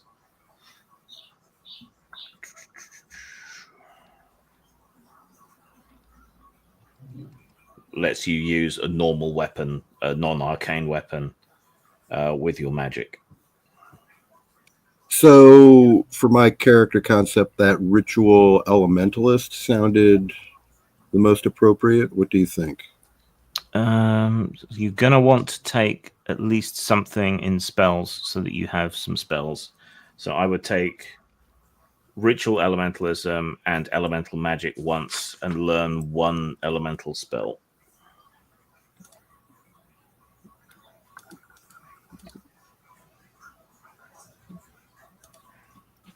So that will let your ritual cast give you at least one spell, and you can develop other spells later on.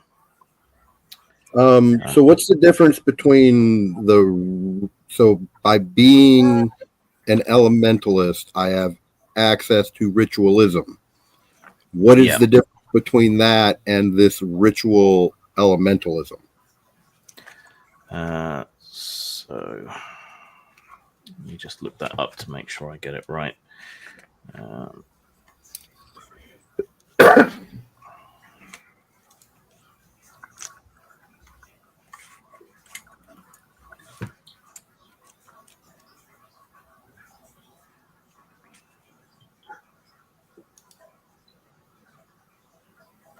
Okay, so Magic and Fabula Ultima falls within one of two categories, spells or rituals. Spells are codified magical formulae developed to protect warriors and travelers. Their applications are primarily offensive or defensive. They can be learned easily and cast quickly. Rituals are complex magical effects designed to overcome a specific obstacle. Whenever a ritual is performed, it will always be started from scratch and take several minutes to complete.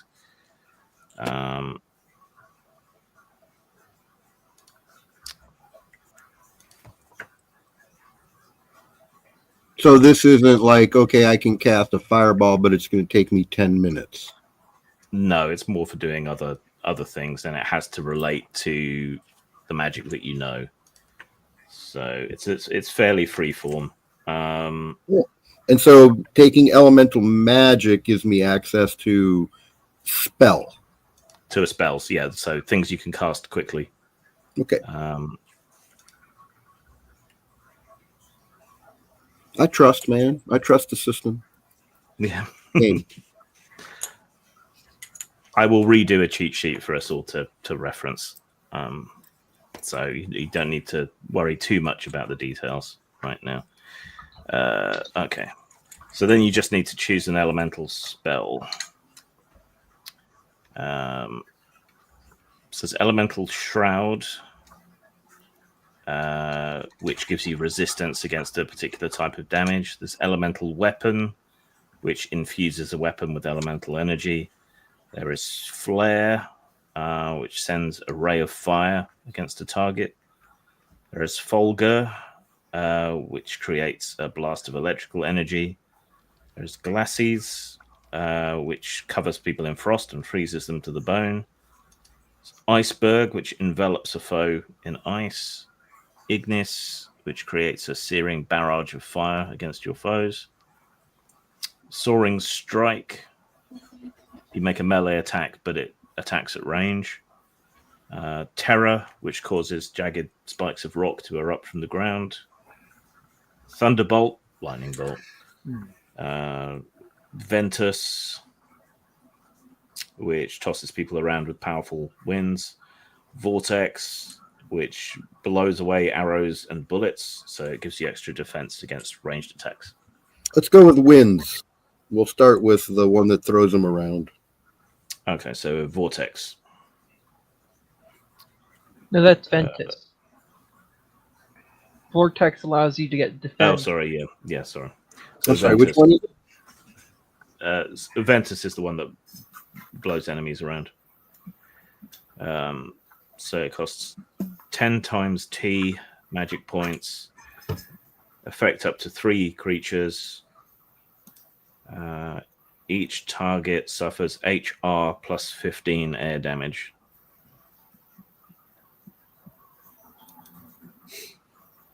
And flying targets can be forced to land. Man, it sounds like Rollmaster or something. This is a lot easier than Rollmaster. It's a lot easier. It's just it's unfamiliar. Did anyone take any levels in Entropist? No. No. Did anyone take any levels in Fury? No. Did anyone take any levels in Guardian? I did, but I almost. You've already worked it out? Yeah. Sorry, what was that with me? I took the dual shield. Yeah. Oh, I was saying that I almost did, but I went with Weapon Master. Okay.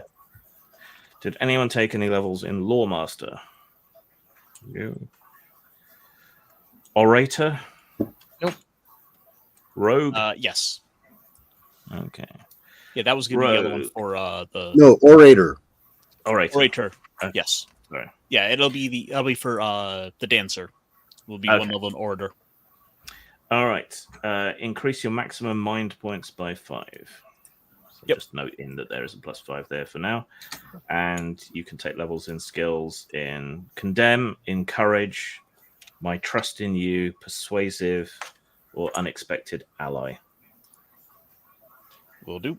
Condemn. Wait, do you have the book? Yes, I do. Okay, I'll leave you to it then. Rogue. Yes, I have 1 rogue. Okay. Increase your rogue's maximum inventory points by +2. Yeah, it's a very abstract inventory system. I like it though, because yeah. I was gonna say, what the inventory system lets you do is rather than carrying around a backpack full of itemized crap, you can choose to spend an inventory point and pull a useful item out that you will be using right away. So there's like a basic assumption, all the standard things you need are there, and then you come into a position or a time where, oh, I need this thing. You spend a point and you pull it out of your hat. Well, yes, except in this case, the stuff that you could specifically pull out are things like healing potions, magic restore potions, and instant tents and stuff. Cool. But I want to spend half a session in shopping trips. No! Like, you can do a quick roleplay thing and spend money to replenish inventory points that you've used. But basically, it's Schrodinger's backpack in that whatever's in your pack is only fixed once it's observed. Gotcha. So yeah, you get for free, you get a bonus of +2 inventory points, and then you can spend your skill points between cheap shot, dodge, high speed, see you later, and soul steal. Cheap shot. So if an enemy is already suffering from a status effect, you can kick them while they're down and do additional stuff to them. No, he's not that kind of guy. Dodge. As long as you have no shields and no martial armor equipped, your defense score is increased. Yes, he's a dodger. Yep. Okay, like so take that. So you only had, I think, 1 level in rogue, was it? Mm-hmm. Yeah. So that will give you a +1 bonus to your dodge. And then there was the one after that was see you later. Is that like a way to disengage or something? See you later. You use an action and spend 1 Fabula point, which is like a luck point, kind of, to vanish from the current scene and reappear whenever you want during a different scene in which another player is present. That's a really cool. Yeah. No, that's what this is. A see you later guy. Yeah. Okay. So scratch dodge and put in see you later, and you can only buy that once anyway. So yeah, if things are going badly, you can just quietly exit stage left. And then reappear in the next scene. All right. I know some people took levels in Sharpshooter. Does anyone need me to go through it, or does everyone with Sharpshooter have access to your book? I have access. I have access to it, but I as far as I know, I only get a +5 to HP and like the martial ranged weapons and martial shields equipment. So, well, how many levels did you take in Sharpshooter? 2. Okay, so yeah, the basic bonus is you increase your maximum hit points by 5, and you gain the ability to use martial ranged weapons and martial shields. You'd also still get the 2 skill points. Oh yeah, and I took barrage and crossfire. Okay, and those are both one-offs. Okay, does anyone else need to go over anything from Sharpshooter? Nope. And I just sent you over the character sheet. Me? You. Okay. Okay, this is for your other character. Okay. Yeah. Fair enough. So you got them both now. Yeah. Right. So moving on then. Spiritist. I know someone took Spiritist. Spiritualist. Yep. Yeah. So for 3 having levels. For having levels in Spiritist, you get +5 to your maximum mind points. That does stack with any other previous bonus you got. Cool. And it gives you the ability to cast rituals again. Mm-hmm. And you took 3 levels in this? Yes. Okay, the skills available to a Spiritist are Healing Power, Ritual Spiritism, Spiritual Magic, Support Magic, and Vismagus. So Healing Power lets you heal people. Duh. Ritual Spiritism lets you perform rituals that fall under Spiritism. Spiritual Magic will give you spiritual spells. Support Magic, when you cast a spell that targets one or more allies, if you have an arcane weapon equipped, you may choose one of those allies you have a bond towards. If you do, that ally gains a bonus to the next check they perform during the current scene. So basically, it acts as a constant blessing to other people in your party. And Vismagus, if you run out of magic points, you can choose to spend hit points instead. But it costs you twice as many. You've got 3 levels. Right. So let's take 3 levels of Spiritus magic spells. Okay, so you can choose 3 spells. Okay, Spiritus spells include Aura,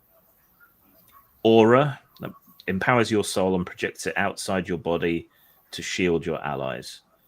Until this spell ends, each target may treat their magic defense as being equal to 12 against any effects that target them. So it protects others from magic. Awaken allows you to boost someone's statistics. So you can step their statistic up by a die type, up to a maximum of D12.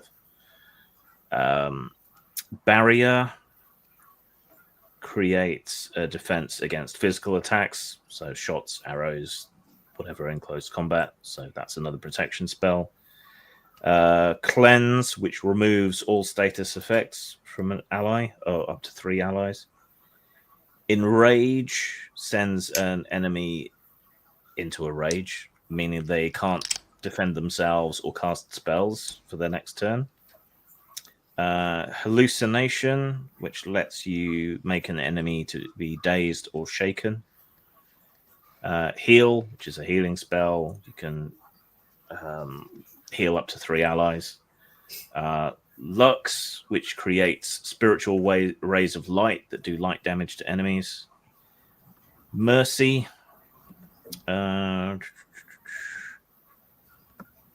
Okay, so long as that spell is in effect, if a blow would reduce someone to 0 hit points, they're left standing with 1 hit point instead. So it's like a can't die immediately spell. Reinforce protects targets from attacks that would cause status effects.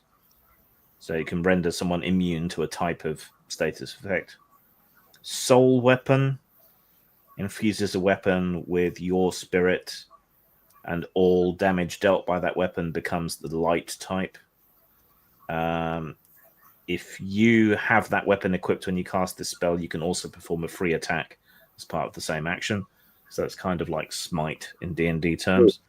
Gotcha. And Torpor, which slows or weakens your enemies. So 3 of those. Okay. Let's go with Hallucinate.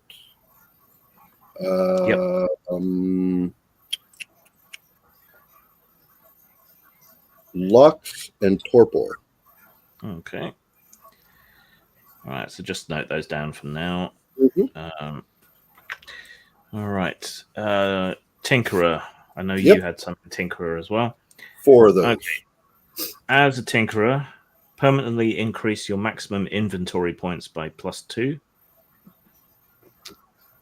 And you have the ability to initiate projects. Projects are sort of long-term things to build stuff. Okay, Tinkerer's skills. There's a one-off skill called Emergency Item. Once per scene, if you're in crisis, you can perform an additional action to produce something from your inventory. There is a sub-skill called Gadgets, which is probably what you want to take. Mm-hmm. You probably want to put everything in Gadgets because you want to be explosive focused. Right. So that would be Gadgets, bracket, alchemy, close brackets, I think.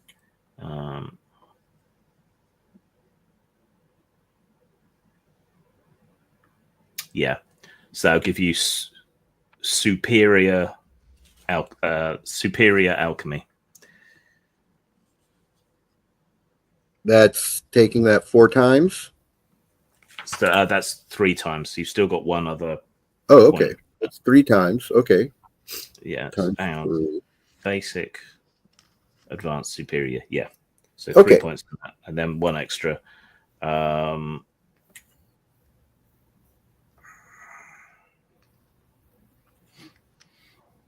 do you need to be level? Do you need to be level 10 to take a Cataclysm if you're an elementalist? The little number that's you can put up to 10 points in that. Okay. You're basically a one-trick pony. Okay. Yeah. So there's a Gadgets times 3. Yeah. And then how many other options are there to more? You could take a different category of gadgets at the basic level. So there are alchemy, which you've taken all the way up. Also infusions or magitech. I'll do one of magitech. Okay. Magitech.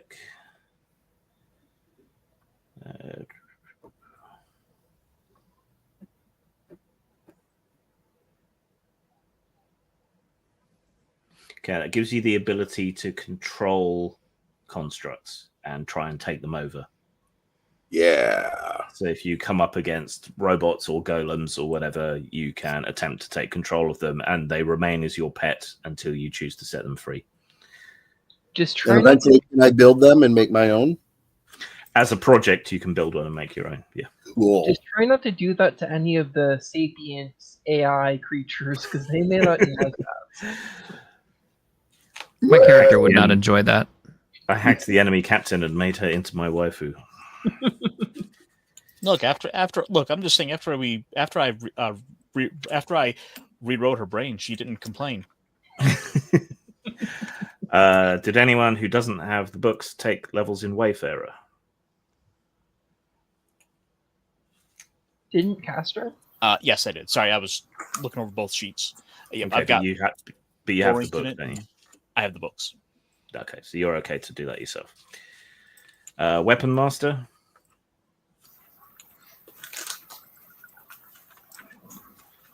Okay, that's all the ones. Oh, I did. I took Weapon Master. But you have the book, right? Yeah. So you can sort that out. Okay, so then from the high fantasy book,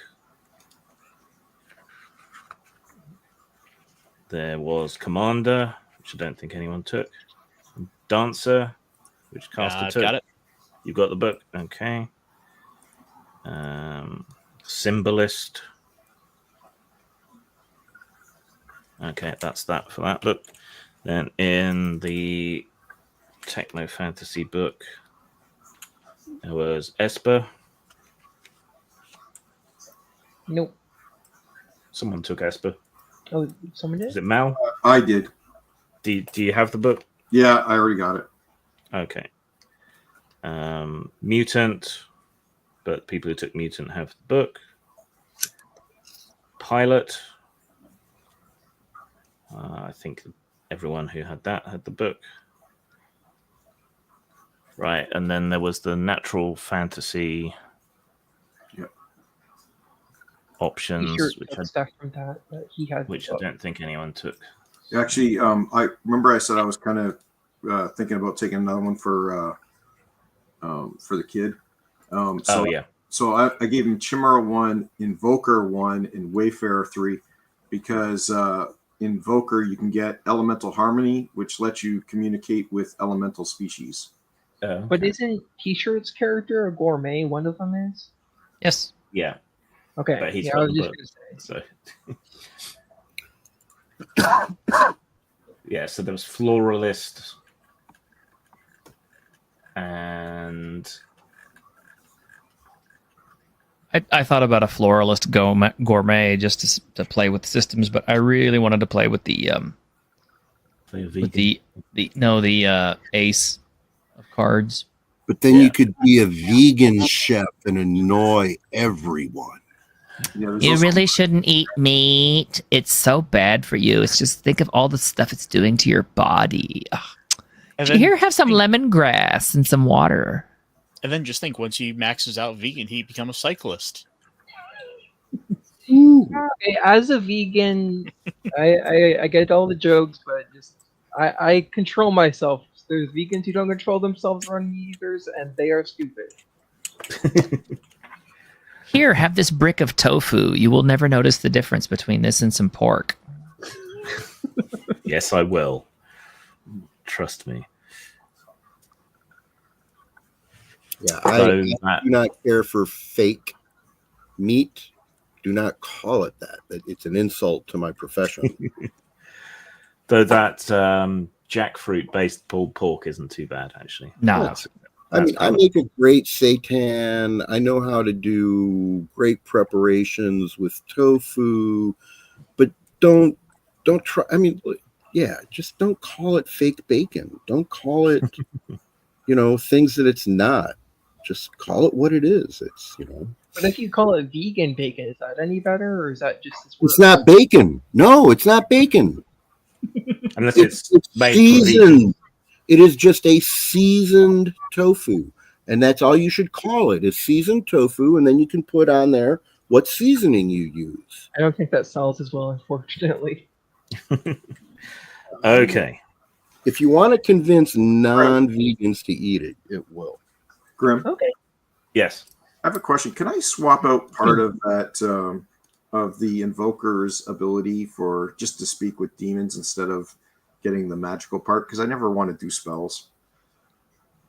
What, the ritual aspect? No. Elemental Harmony, it's called. So it says you may verbally communicate with elemental species. And then it gives you a second part, which is if you cast a spell to heal an elemental, it gets more hit points back. But I don't ever want to use that. Demons too. I just want a character who can speak a lot of stuff. You can switch that to speaking with No, Castro left. things, whatever. I just think it's cool if he's going to be able to speak to everything. Yeah. And then eventually, once we get the fourth class, I'm going to take the Necromancer so I can speak to undead. And then I'll have all the types in the book.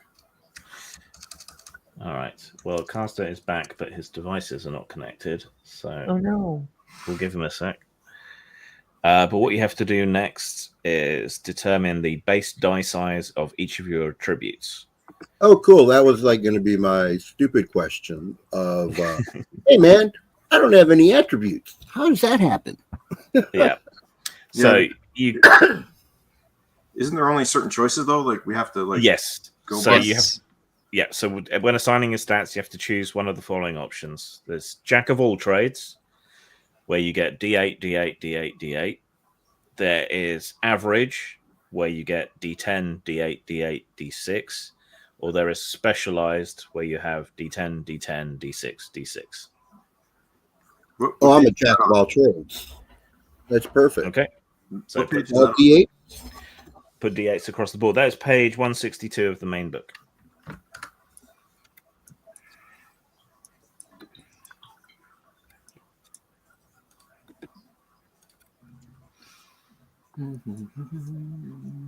So everyone do that for all your characters. Yep.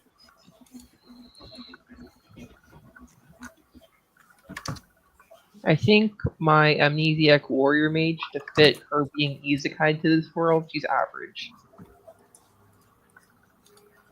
Yeah. That's very sort of fitting. I gave the I give the ship's boy D10 into insight and willpower, and D6s into dex and might because he's a kid. Yeah. And what was the specialized again?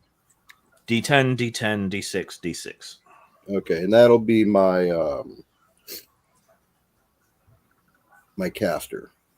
Will be specialized. My navigator will likewise be that. Okay.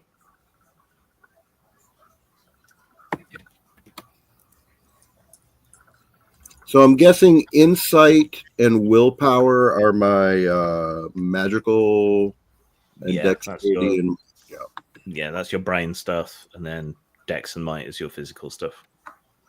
Touch reductionist for my taste, but still.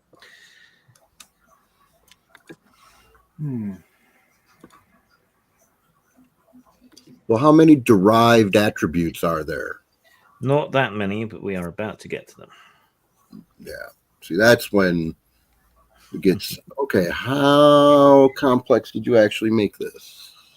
It's really not very complex, but it's really complex at the same time.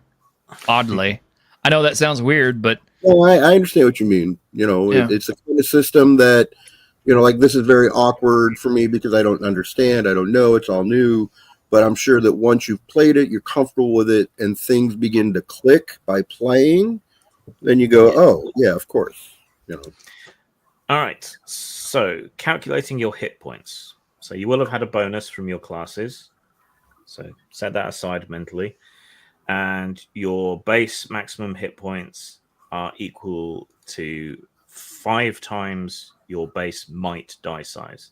So if you had a D10 in might, you would have 50 hit points plus your character level, which is 5, obviously, for everybody, plus any bonuses you got. So that means that my character, the Amnesiac Warrior Mage, has 65 hit points.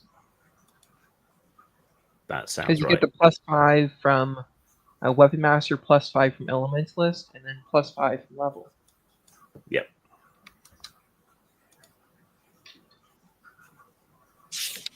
Well, fuck me. I don't have anything. All right. 35. So you got what? 30? 35? Yeah. 8 times 5. And then the other one is 8 times or 6 times 5. Yeah. Squishy. Kapow. Yeah. All right. Your crisis score is half your maximum hit points rounded down.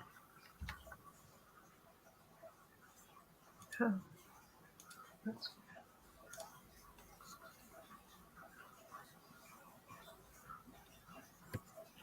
And what are those? What does that mean? It's like being bloodied in 4th edition. It's basically once you're below half points. Gotcha. Yeah. So you either get weaker or some character types like the Rager, they get better when they're hurt. Things like that. I kind of like that mechanic, to be honest. It's really cool. I do too. I'm sorry, what was it? Half your hit points plus what? Half your hit points rounding down is your crisis score. And in a similar way to hit points, your mind points is your level plus your class bonuses plus 5 times your base willpower die size. Oh, shit. That's going to require math. What, so did the other one? Well, for the other one. Yeah. So what is your mind score?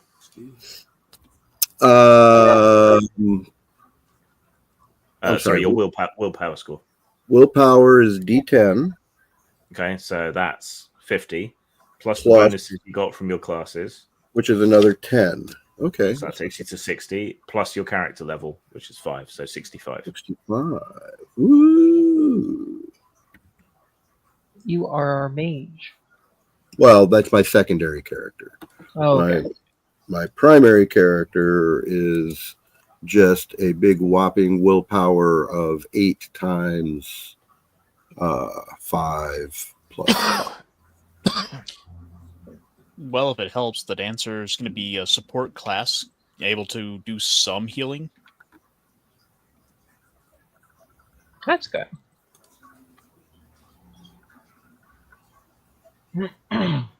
Okay. Next stat is inventory points, which is nice and easy. It's 6 plus any bonuses you might have had from your character classes. Cool. 8. Wait, 6 you said? 6 plus any bonuses from your character classes. Oh, that's 10. Nice.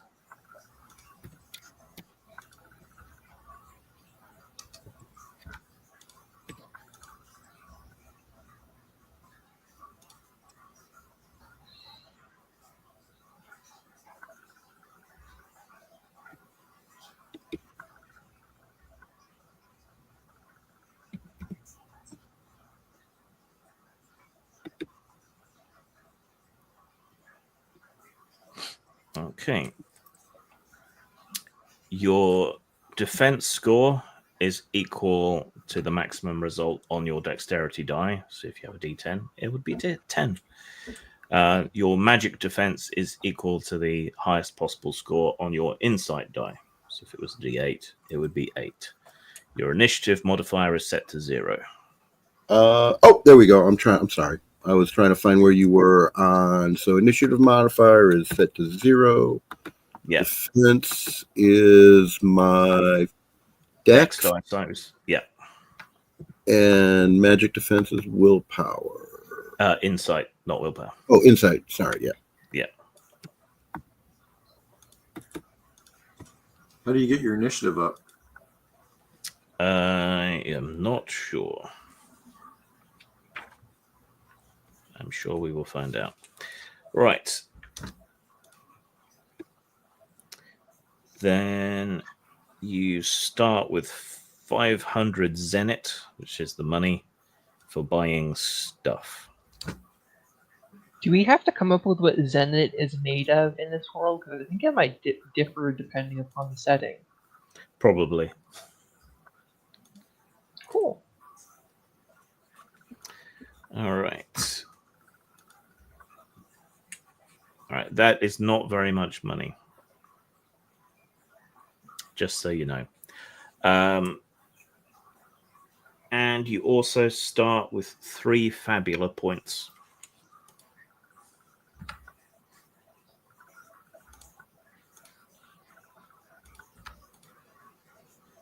Oh, there it is. 3 Fabula points. I know it's technically out of order, but I was thinking that my amnesiac warrior mage probably learned elementalism and some of her weapon mastery skill on like an island that was kind of Greek kind of inspired. Like city-states on an island. Yeah. Just because I didn't come up with something like that. I just kind of easy type. You said initiatives based on dexterity? No, it's set to 0. Okay. Okay, my mistake. Defense is dexterity. Yeah.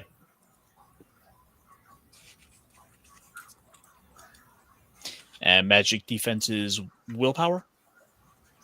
Or no, insight. Yeah.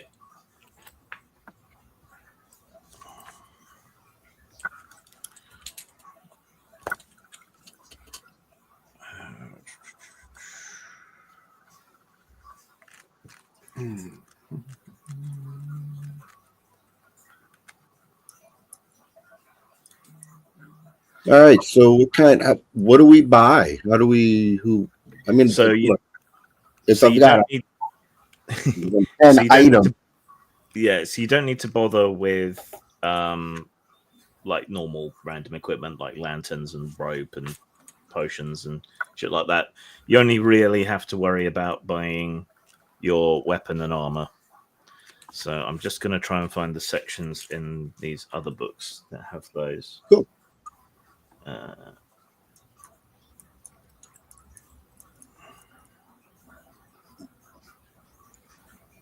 And can we buy any of the rare stuff? Because that just leaves up to the GM.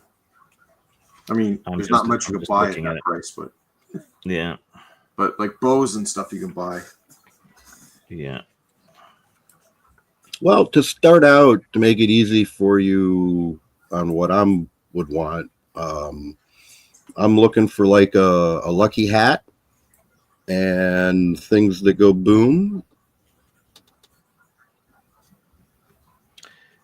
So all the rare gear in the Techno Fantasy companion is out of your price range for a starting character, so that makes that easy. Yeah. Some of the stuff in the main book is within it, and some in the high and nature. Yeah.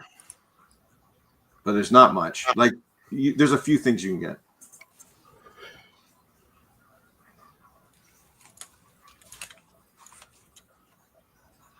Since most of your products, or since most of your boom boom stuff is going to be projects, you may need to save your money for materials. That's a good insight. I mean, I assume some of these things must be available since I'm part of a guild that produces them. Yeah. We'll figure some of this stuff out before we actually start play. Okay, yes. There's nothing in there that you can afford either. I'm going to assume it's going to be the same in the natural fantasy one. But we can play kind of fast and loose with what a weapon is, so long as it kind of sounds like the right thing.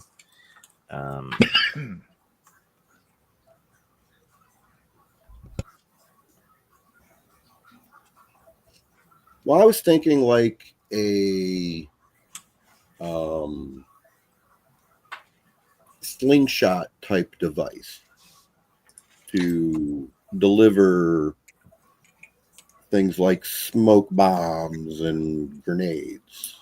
Okay, well, you can think about it for the moment. Witch Queen, you've got access to the books.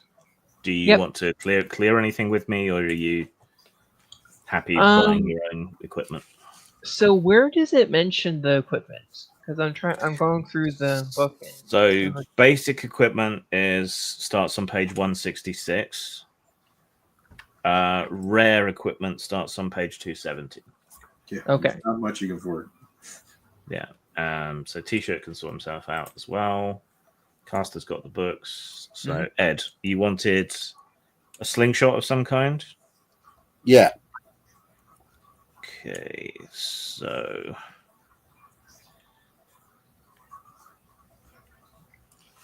closest thing is probably going to be a bow.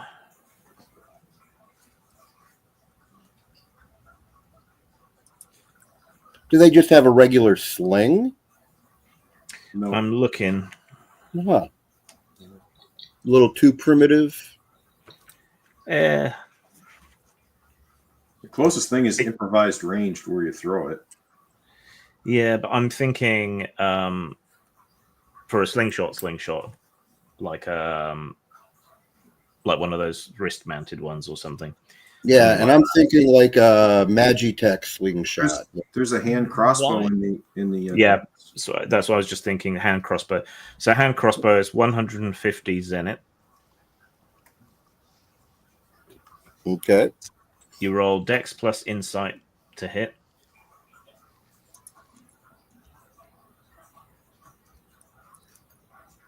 And the damage is HR plus 4. Caster? Yep. And then I can use that to throw to deliver potions and things. Yeah. Gotcha. Yeah. Sorry, what were you saying to Caster? Caster, you're going to want to save about 300 zenith. Oh, yeah?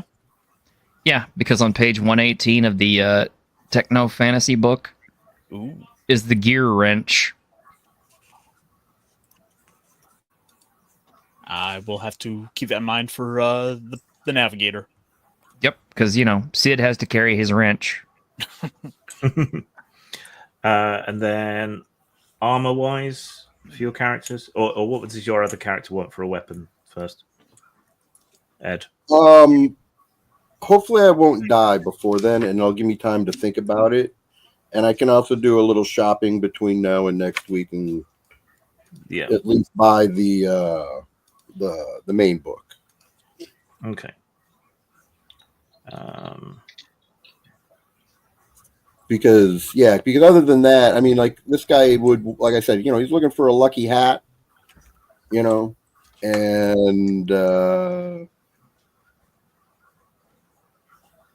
I can imagine a get up where there was a shield that allowed you to fire your slingshot through it.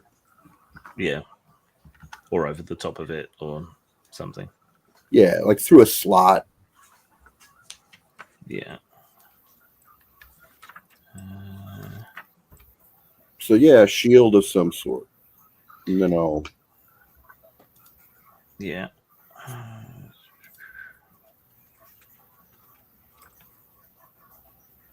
Okay, shields. How much do you want to spend on your shield and hat? I spent 150 already. Yep. Out of where was that number right there? I just saw it. Where'd it go? Out of 500. 500.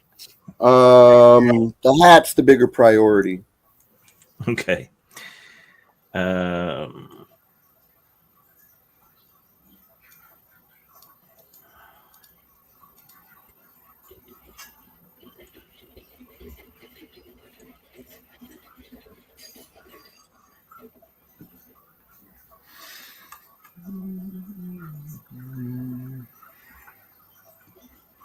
So what is your defense score at the moment? Defense is D8 for the Tinker, and it's a D10 for defense. D8 for the Tinker. Yeah, so 8.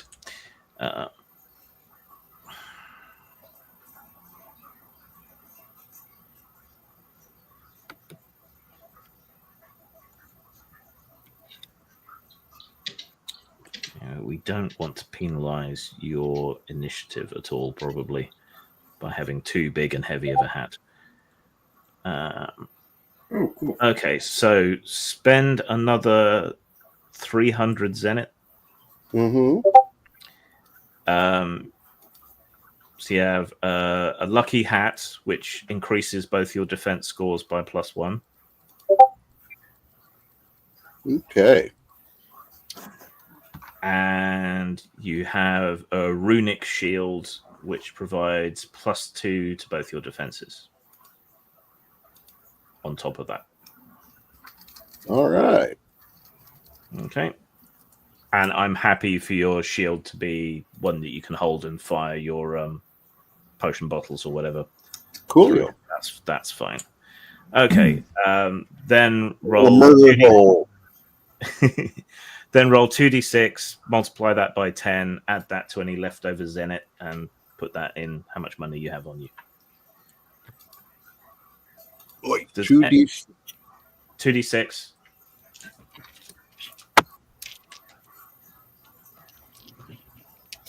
Okay. Multiply by 10. Okay, 50. Add that to whatever remaining money you had. Gotcha. Okay. So, does anyone else need to go over any weapons or anything? Nope. I gave the kid a spell shot. Spell shot. Yeah, it's in the rare weapons. Okay. 400 Zenith. It lets him use his insight, and it's not. Yeah. Spell shot, one-handed, ranged, targets magic defense instead of regular defense. Insight. It is stars. That one you can't have that one. Fuck. Nope, forget it. You can't have that. You have to be able to shoot a magic or shoot a martial range weapon. Too bad. That was cool. That would have been neat. I'm trying to find something to spend his money on. What does a kid need? Candy. Yeah, that's what I came up with too. Candy. I gave him a staff. Sweet bread. Yeah, I didn't realize that one had the star. It's a thymus. Full plate armor. No, I was thinking of what is it in Elder Scrolls and also Fallout Sweet rolls. That's what he wants. Turkish delight. I used to be an adventurer like you, and then I took an arrow to the knee. Don't tell me somebody stole your sweet roll. There's accessories as well, isn't there?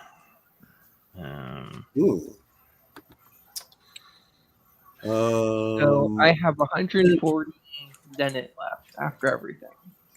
Yeah. Hang on, let me find accessories.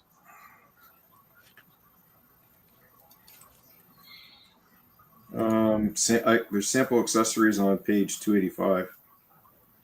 Yeah. Well, they're all mostly hideously expensive. They are. You think they'd give more Zenit to 5th level characters? Yeah, but 5th is the starting level. I know.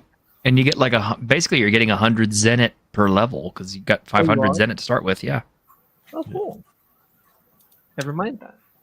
So Plus your savings. Mm-hmm. Do we learn rituals along the way, or do we start with rituals?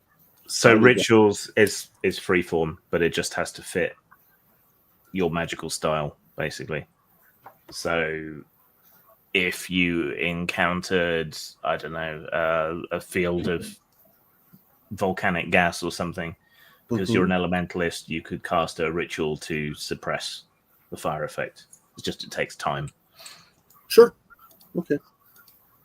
At least that's my understanding. I will check before next time. All right. I gave the kid the explorer's belt. Okay, cool. When we roll for that money, can I use any of that to buy a staff? Because he has no weapon though. No, you'll have to buy it in game. It's meant to be like starting cash for. Okay, so I pick up the first stick I found on the ground. Yep. Improvised weapon, stick. That's all a staff is just a big wooden stick. So we roll how much? 2d6 times 10. I gotta find dice now. Now, you had mentioned other aspects of the character specifics, like what, sorry? Traits or quirks. Quirks. Yes. I need to find those again. They are hidden.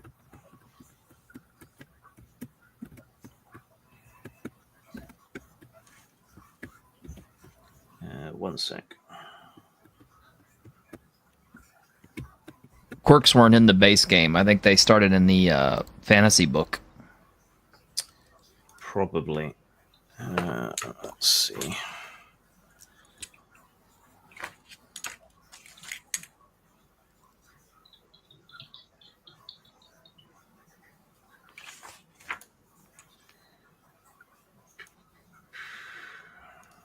Yeah, page 114 in the High Fantasy Quirks book.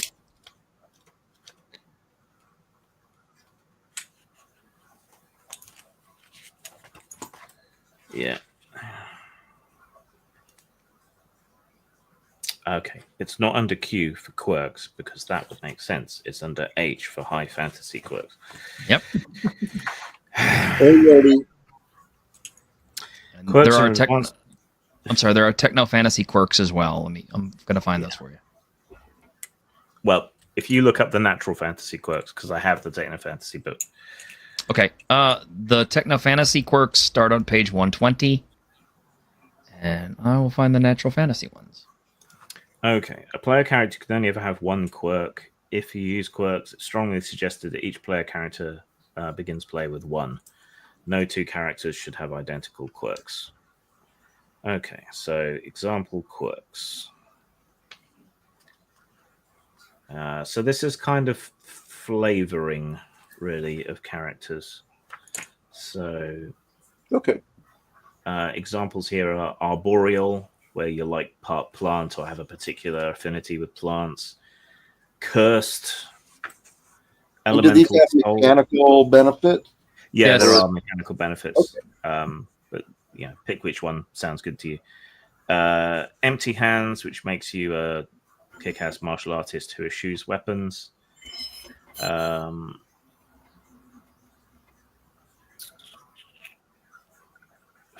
we Fettered gain a heart. quirk in the course of the campaign? You have, if you're having quirks, everyone has to start with a quirk. Okay, I just didn't know if we could like get another one as the campaign goes on. Maybe possible. Okay. Flight from a distant world, so that's your amnesiac. Which one is that in? It's in the high fantasy book. So Okay. from a distant world. Your presence here is an anomaly, an unexpected knot in the weave of destiny. The rules of this land sometimes fail to bind you. Do you come from a different planet or perhaps a different time? How did you get here and when? Do you think you still have a chance to go back, and would you do so? What terrible threat followed you here? When you participate in a conflict, you automatically gain 1 Fabula point. Additionally, you can invoke a trait to re-roll dice, even if you fumbled your check. Cool. So that's on page 118. Okay. Glorious Fate is another one. So there's some kind of prophecy around you. Heirloom lets you have a single powerful item worth up to 1,200 zenith. Old Transport. You own an old vehicle that you love dearly. Unfortunately, the cursed thing barely holds together and won't stop causing you trouble. But that Like gives you somebody's mobile food boat? yes, or your pirate ship or else. Revenant, you were brought back after death.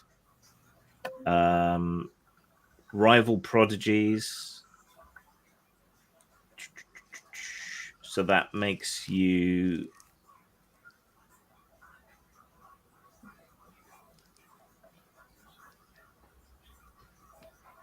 so that makes you super duper talented at something,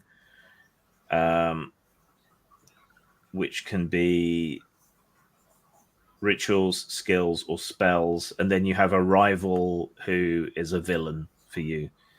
So it makes you extra good at something, but also means that your rival is out there somewhere and can cause you trouble.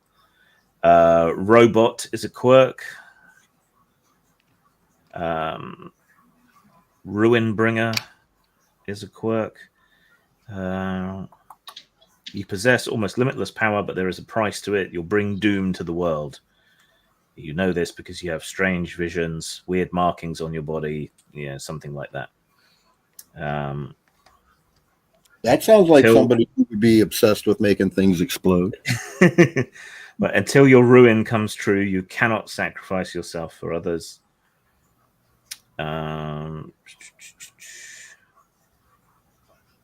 And you can advance your ruin instead of like dying or running out of magic or health points. But once you've advanced it 9 times, your ruin comes true as a supreme villain. So, I mean, you could take that. No, I like the Prodigy one best to be so far. Okay. I'll go through the others though. Souls Entwined. You have a magical deal with some kind of creature, and you sort of share bodies. Okay, so that's from there. Then Techno Fantasy Quirks. Agitator, which is for riling. I took Fugitive Experiment for my Eaton Sharpshooter. Okay, so it's Agitator for riling people up. Cognitive Ghost. So you were either an artificial intelligence or a spirit or something. Diabolist gives you a demonic familiar. Enigmatic Relic, you have some kind of weird device or something. a rare custom weapon or something like that. From a distant world is the same as in the other one. Fugitive experiment means you were a lab rat who was experimented on and released. I don't recommend the weapon one because it will eat up a lot more time because we all have to sit down and design it for you. 100 faces lets you disguise yourself as just about anything. There is an inventor prodigy, which might suit you, Ed. There we go. You have a burning passion for technology and strange devices. What innovative yet dangerous discovery have you made, and which shady company is trying to steal that information from you? How do they plan on using it? Once per conflict scene, if you need to spend inventory points, you can instead ignore the cost. And you may initiate projects. And if a project requires a special ingredient or material, you can spend 1 Fabula point to say that you just happen to have that with you. But if you do, the invention must have a terrible flaw. Then there's Neo-Human, which makes you the sort of next evolutionary step of humanity. Planet Oracle, which connects you to the stream of souls. Repentant Enforcer, you used to work for one of the big bads, but now you don't. Robot we already covered. Stolen transport. So instead of an old transport, you have a vehicle that you stole from somebody, and they might want it back. Survivor. You're one of the few who survived a catastrophic event. And that gives you a variety of options, like the ability to use martial weapons, or learn a spell despite not being a spellcasting class, or increase your inventory points, things like that, things that gave you an edge to survive. The Beast Who Spoke, you're an animal and have manifest some sort of animal-related ability. Ooh, do that one. I'm thinking about it because I wanted to be like a goblin originally, was my idea, to be some sort of ugly, disgusting, Cockney waif kind of. Well, in this place, you could literally be like a rhesus monkey that puts together bombs. Hit monkey. I was thinking maybe a hedgehog or, a palanquin or. Okay, so that's it. The Xipho symbiosis. Your ability to manifest a physical body is tied to a weapon, which must be wielded by somebody else. No. So that is kind of the Xeno Gears. That one's kind of cool, but yeah, that one requires a lot of cooperation. Yeah. And then T-shirt. What are the quirks in the fantasy? In the natural fantasy? Yeah. Ancient weapon, which is together with the rest of your group, you create a rare custom weapon worth 1,200 zenit or less. There's Arboreal, which is you are a sentient plant creature with humanoid intelligence. There's Big Bro, which is actually a good one. Your travel companions know they can rely on you when it's time to make camp and catch a precious breath. Basically, you have to use the optional rule camp activities, which I'm going to strongly recommend, Grim. I can't stress how much strongly I recommend the camp activities, especially since my cook is going to need those. Okay. But if somebody is a big bro, your character gains access to 3 camp activities instead of just 2, which is pretty useful. There's Cursed, which is you bear the burden of a strange curse, and it gives you some interesting quirks that go into it. There's Elemental Soul. You're deeply infused with the power of a natural element, like fire or something. There's Actual Flight, which enables you to fly. There is Mysterious Grimoire. You came into possession of an old and hefty magic tome. There's Outcast Fairy. Kind of speaks for itself. There's Robot once again, because that's in all the books. Stubborn Scion. Now, this one's kind of cool. This is one worth considering. You hail from the wealthiest, most influential family in the region. If you get this quirk, your initial savings are increased by 1,000 zenit, and you are accompanied by 2 fiercely loyal bodyguards You have to give them a name and describe their appearance. They don't have an NPC profile. They never take part in checks or conflicts, but they are inseparable and somehow appear whenever you need their help, giving you the following benefits. Either when you suffer damage, you may have it. During a rest, you may ask the game master one question and they will answer truthfully. Or when you create an elemental shard, you may have it deal extra damage equal to 5 plus half your level. It's actually a really cool one, but that's kind of one you have to like almost build your character around. Survivor, you are among the few who survived a natural catastrophe. You permanently increase your maximum hit points and mind points, which that's a good one. You gain the ability to equip martial, melee, and ranged weapons, and martial armor and shields, and learn any one spell from the Elementalist spell list. Or permanently increase your maximum inventory by 2, which that's a good one. Just for mechanical stuff. Then there's the Beast Who Spoke, which he's already done.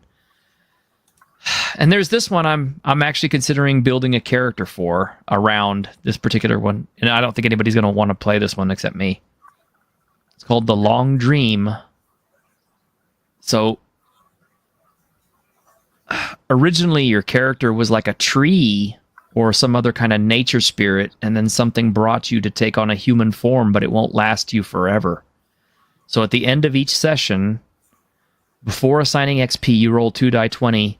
If you roll a number equal to or lower than your current character level, the last farewell approaches. And if the last farewell happens, your moment has come for you to leave the world of humans and you return to your original form as a natural and inanimate object. That character is considered to be dead in game terms and cannot be brought back. But all characters in the campaign, including your new character, will receive 1 additional Fabula point at the start of each session. So that is a really cool one if you're going to play a really long-term campaign that's going to last you a few years. And you know, I would totally play the hell out of that one. That's really cool. Yeah. It's one of the neatest ones I've ever seen. Traveling Workshop, I picked that one, so you can't pick that one.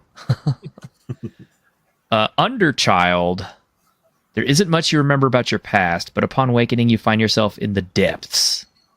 So when a rule or ability requires you to spend 100 or fewer hit points, mind points, or inventory points, you may instead ignore that cost. If you do, you cannot ignore this cost again until the end of your next rest. You must describe where this intense but ephemeral energy stems from. Additionally, when you encounter a contraption or creature connected to ancient technology or a ruins past, you may choose to ask the game master its purpose or ask if the game master can activate it or deactivate it. If you receive an answer this way for the 6th time, you remember the real reason why you had been left dormant underground, and Game Master chooses one option. It's a heavy role-playing quirk, but it's a good one. A lot of these quirks really are like heavy-duty role-play ones. So,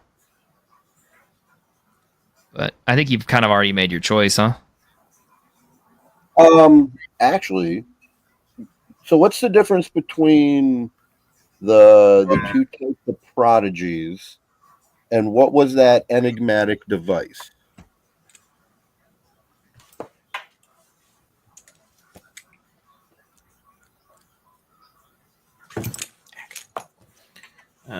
Prodigies.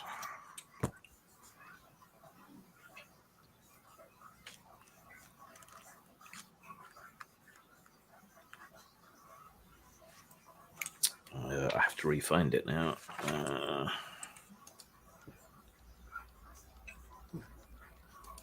Was it Inventor Prodigy? Yep, that was one. And then the other one was like a prodigy and a villain or a antagonist kind of thing. Yeah, a rival. Rival. Prodigies.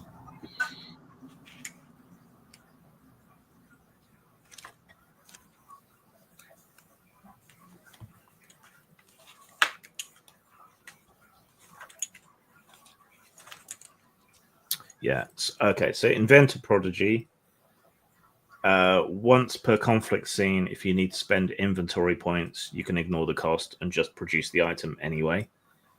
You can initiate projects, and if that project needs a special ingredient or material, you can spend a Fabula point to waive that need for that material, but the invention must have a terrible flaw of some kind. So that lets you pull powerful but dangerous devices out of your ass. Mm-hmm. Rival prodigies, you can choose to specialize in rituals, skills, or spells, and then you get a rival, who is a villain for that. When a rule or ability pertaining to your specialization requires you to spend hit points or mind points, you can spend one Fabula point instead to ignore the cost. However, while your rival is present on the scene and has one or more Ultima points, any check you fail is automatically treated as if you'd rolled a 1 on both dice and triggered a fumble. So if your enemy is around, you tend to screw up. Mm-hmm. And then the enigmatic device was just like a special... enigmatic relic was really long and involved because we all have to create the relic for you. So I would prefer not. Correct. Let's go with the rival prodigy, and I'm going to focus on the alchemy. Okay. So there is a rival alchemist.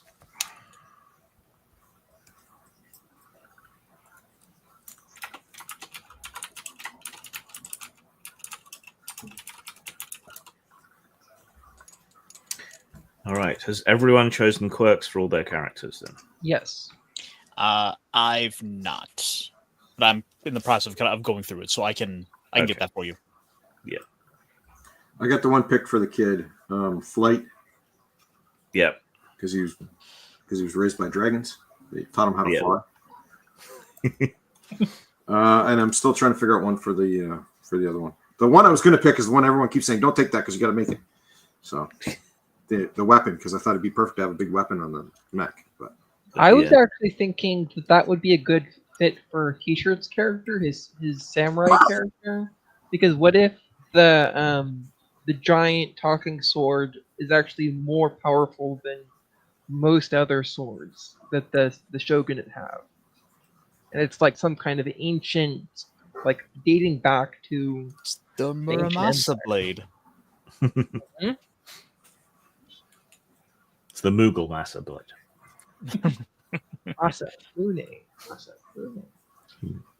Whenever you strike anyone with it, Batman text comes up. It's like Kupo.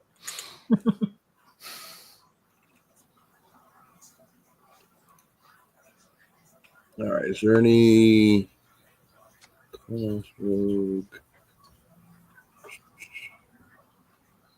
So, what are heroic skills versus? Those are just the ones that you take.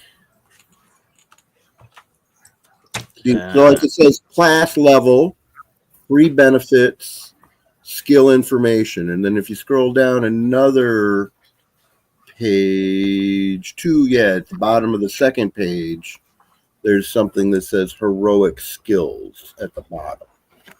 Okay, let me see. Oh, you don't get access to heroic skills until you have mastered a certain level of your class. When a PC masters a class by bringing it to level 10, that character may acquire one heroic skill. Gotcha. Okay. And then the other thing I see blank is like bonds. So bonds are emotional attachments to other characters or villains.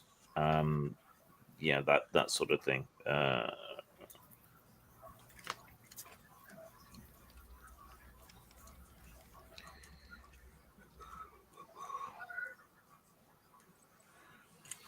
Okay, so heroes need connections to grow stronger, and bonds represent that. A bond could be tied to one of 3 emotions, each belonging to one of 3 different pairings. So you can admire someone or feel inferior to them. You can be loyal to someone or mistrust them. You can have affection towards someone or hatred towards them. For each emotion in a bond, the strength of that bond is increased by 1 up to a strength of 3 if you have an emotion in each pairing. So you could admire someone while mistrusting them and hating them, and that would give you a bond of 3, but switched between both positive and negative emotions. A character can have up to 6 bonds at a time. Should we come up with that like in between this session and the next one? I kind of think that's something that needs to be developed during roleplay. Yeah, it is developed during RP. Okay. Though if you have like rivals and villains and things, you should probably have a bond. Start with a bond with them. That's what I figured. Yeah. Bonds are generally created during resting scenes through opportunities or due to specific skills. You can make your bonds grow stronger by adding more emotions to them or weaker by removing them. If you already have 6 bonds and want to create a new one, you have to erase one of your existing bonds and explain why you've lost it.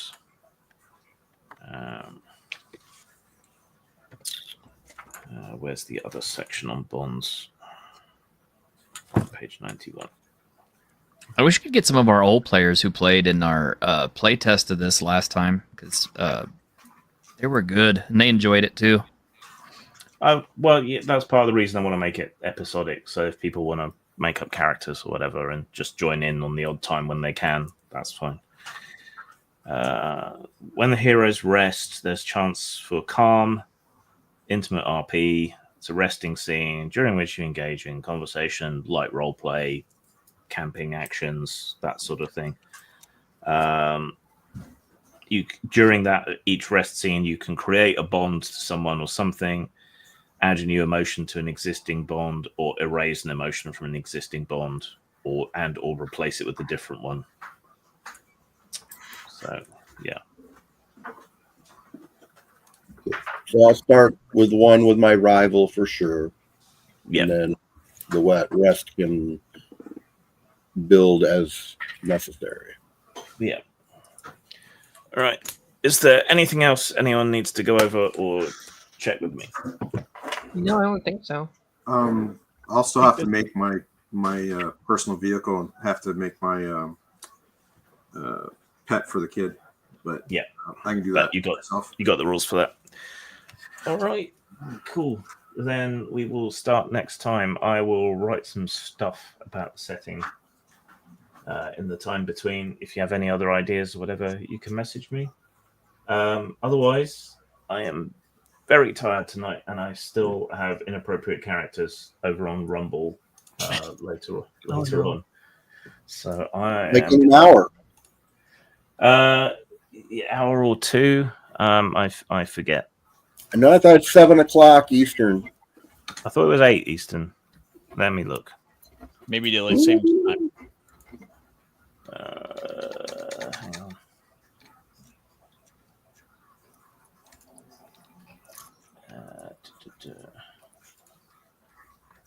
Okay. I could be wrong. I don't know. Live stream begins March 31st at 1 a.m. GMT +1 in just under 2 hours. All righty. Hey, Grim. Crazy guy. Grim, for the mech pilot, I gave him robot, so he looks human, but he's actually a machine. Okay. Was he transformed by the machine that he bonded with? Yeah, that's what I was thinking. Okay. Yep. Cool. He fell All into right. it and it changed him. Yeah. So next week, join us for Fabula Ultima, and we'll play Fabula Ultima until we don't want to anymore. Yep. Good deal. Right.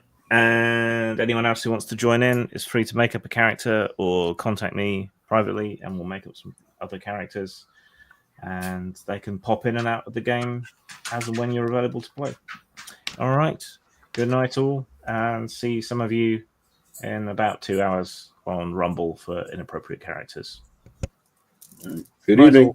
Bye. See ya.